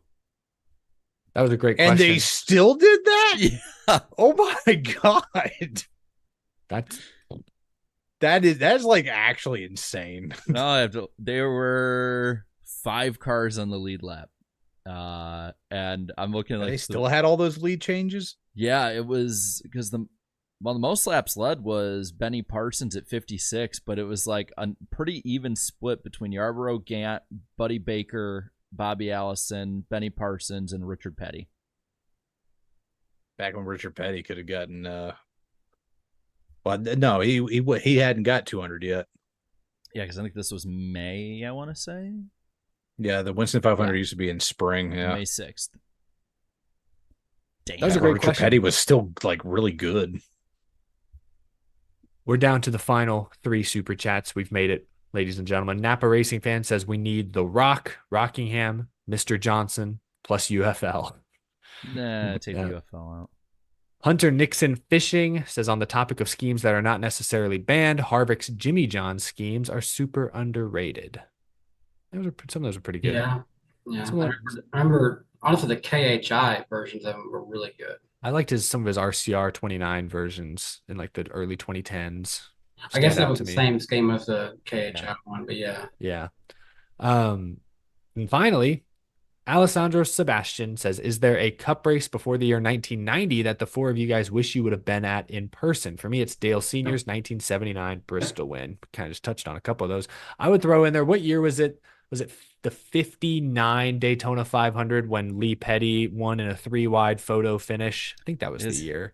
Is it wrong? I'd want to be there with like a modern day camera to like actually capture the finish for real and like know. Could you imagine just like seeing who was the second place guy? Bouchard? I don't remember. That's the sad part of sports. You never remember second place. Yeah, but he was the guy that like went to victory lane there that day. They did the whole like. Imagine being like a Daytona 500 truther, just like he didn't win, Yeah. and just like storming the press box. I would want to go back and see the 1986 race at Richmond where Dale Earnhardt and Darrell Waltrip wrecked each other just to see what that crowd would have been like. Is it in bad Good one. taste to say I'd want to see a race at Langley? Like, is it in bad taste? Because I feel like that just I don't know which race I'd go to. Preferably one someone didn't die at. Like that'd be my preference. But it's just it looked like chaos. Like it looked like complete chaos in every clip I've ever seen. And wow, we hit 700 likes. Holy Jesus. We did. And one final super chat from Devin says, to answer the question about Mexico, yes, you cannot see the backstretch because of infield buildings. The oval is part of the F1 track. So there you go. When we get past 9:30, 1979 Daytona 500. Say that again, Slap. Sorry. Can't believe none of us said 1979 Daytona 500. like That a felt like chalk low-hanging answer. fruit. I wanted to. It's like I wanted to sound more educated than that. That was a banger race, though. Any race that Curtis Turner was in, I'd like to be at, just because I'd like to see how the crowd really reacted to him. Yeah. Driver. I would love to go back and watch driver intros from the 70s to see what that vibe was like, how it compares to today. How many of them were smoking a cigarette? Yeah. Like that we keep a count. That is going to do it for tonight's longer than expected NWP, but we had a lot to cover. Slap, again, really appreciate you hanging out with us for this whole time. Did you kind of tease you might have something exciting in the works? But we've got your channel, your name linked in the description below. Folks, go subscribe if for some reason you're not already subscribed to the one and only Slap Shoes. Slap, do you have any other things you're working on? Anything exciting coming up? Any big trips? Hey, me and Ellie Productions got something working out. Ooh, that is the Nice. crossover the world needed to see. When we needed you most, you delivered. That is that's very exciting. That's a hell of a teaser right there. Way to end it. David Bell just dropped a super chat as well. Always love to see David in the chat. Really appreciate the support. Gentlemen, this has been a fun show. All-Star Weekend is ahead of us. Everyone have a great, fun, safe weekend. We will talk to you next week on the Icebergs channel, 8 p.m. Eastern time. We'll get you ready for the greatest day in racing. Have a wonderful rest of your week, folks, and take care.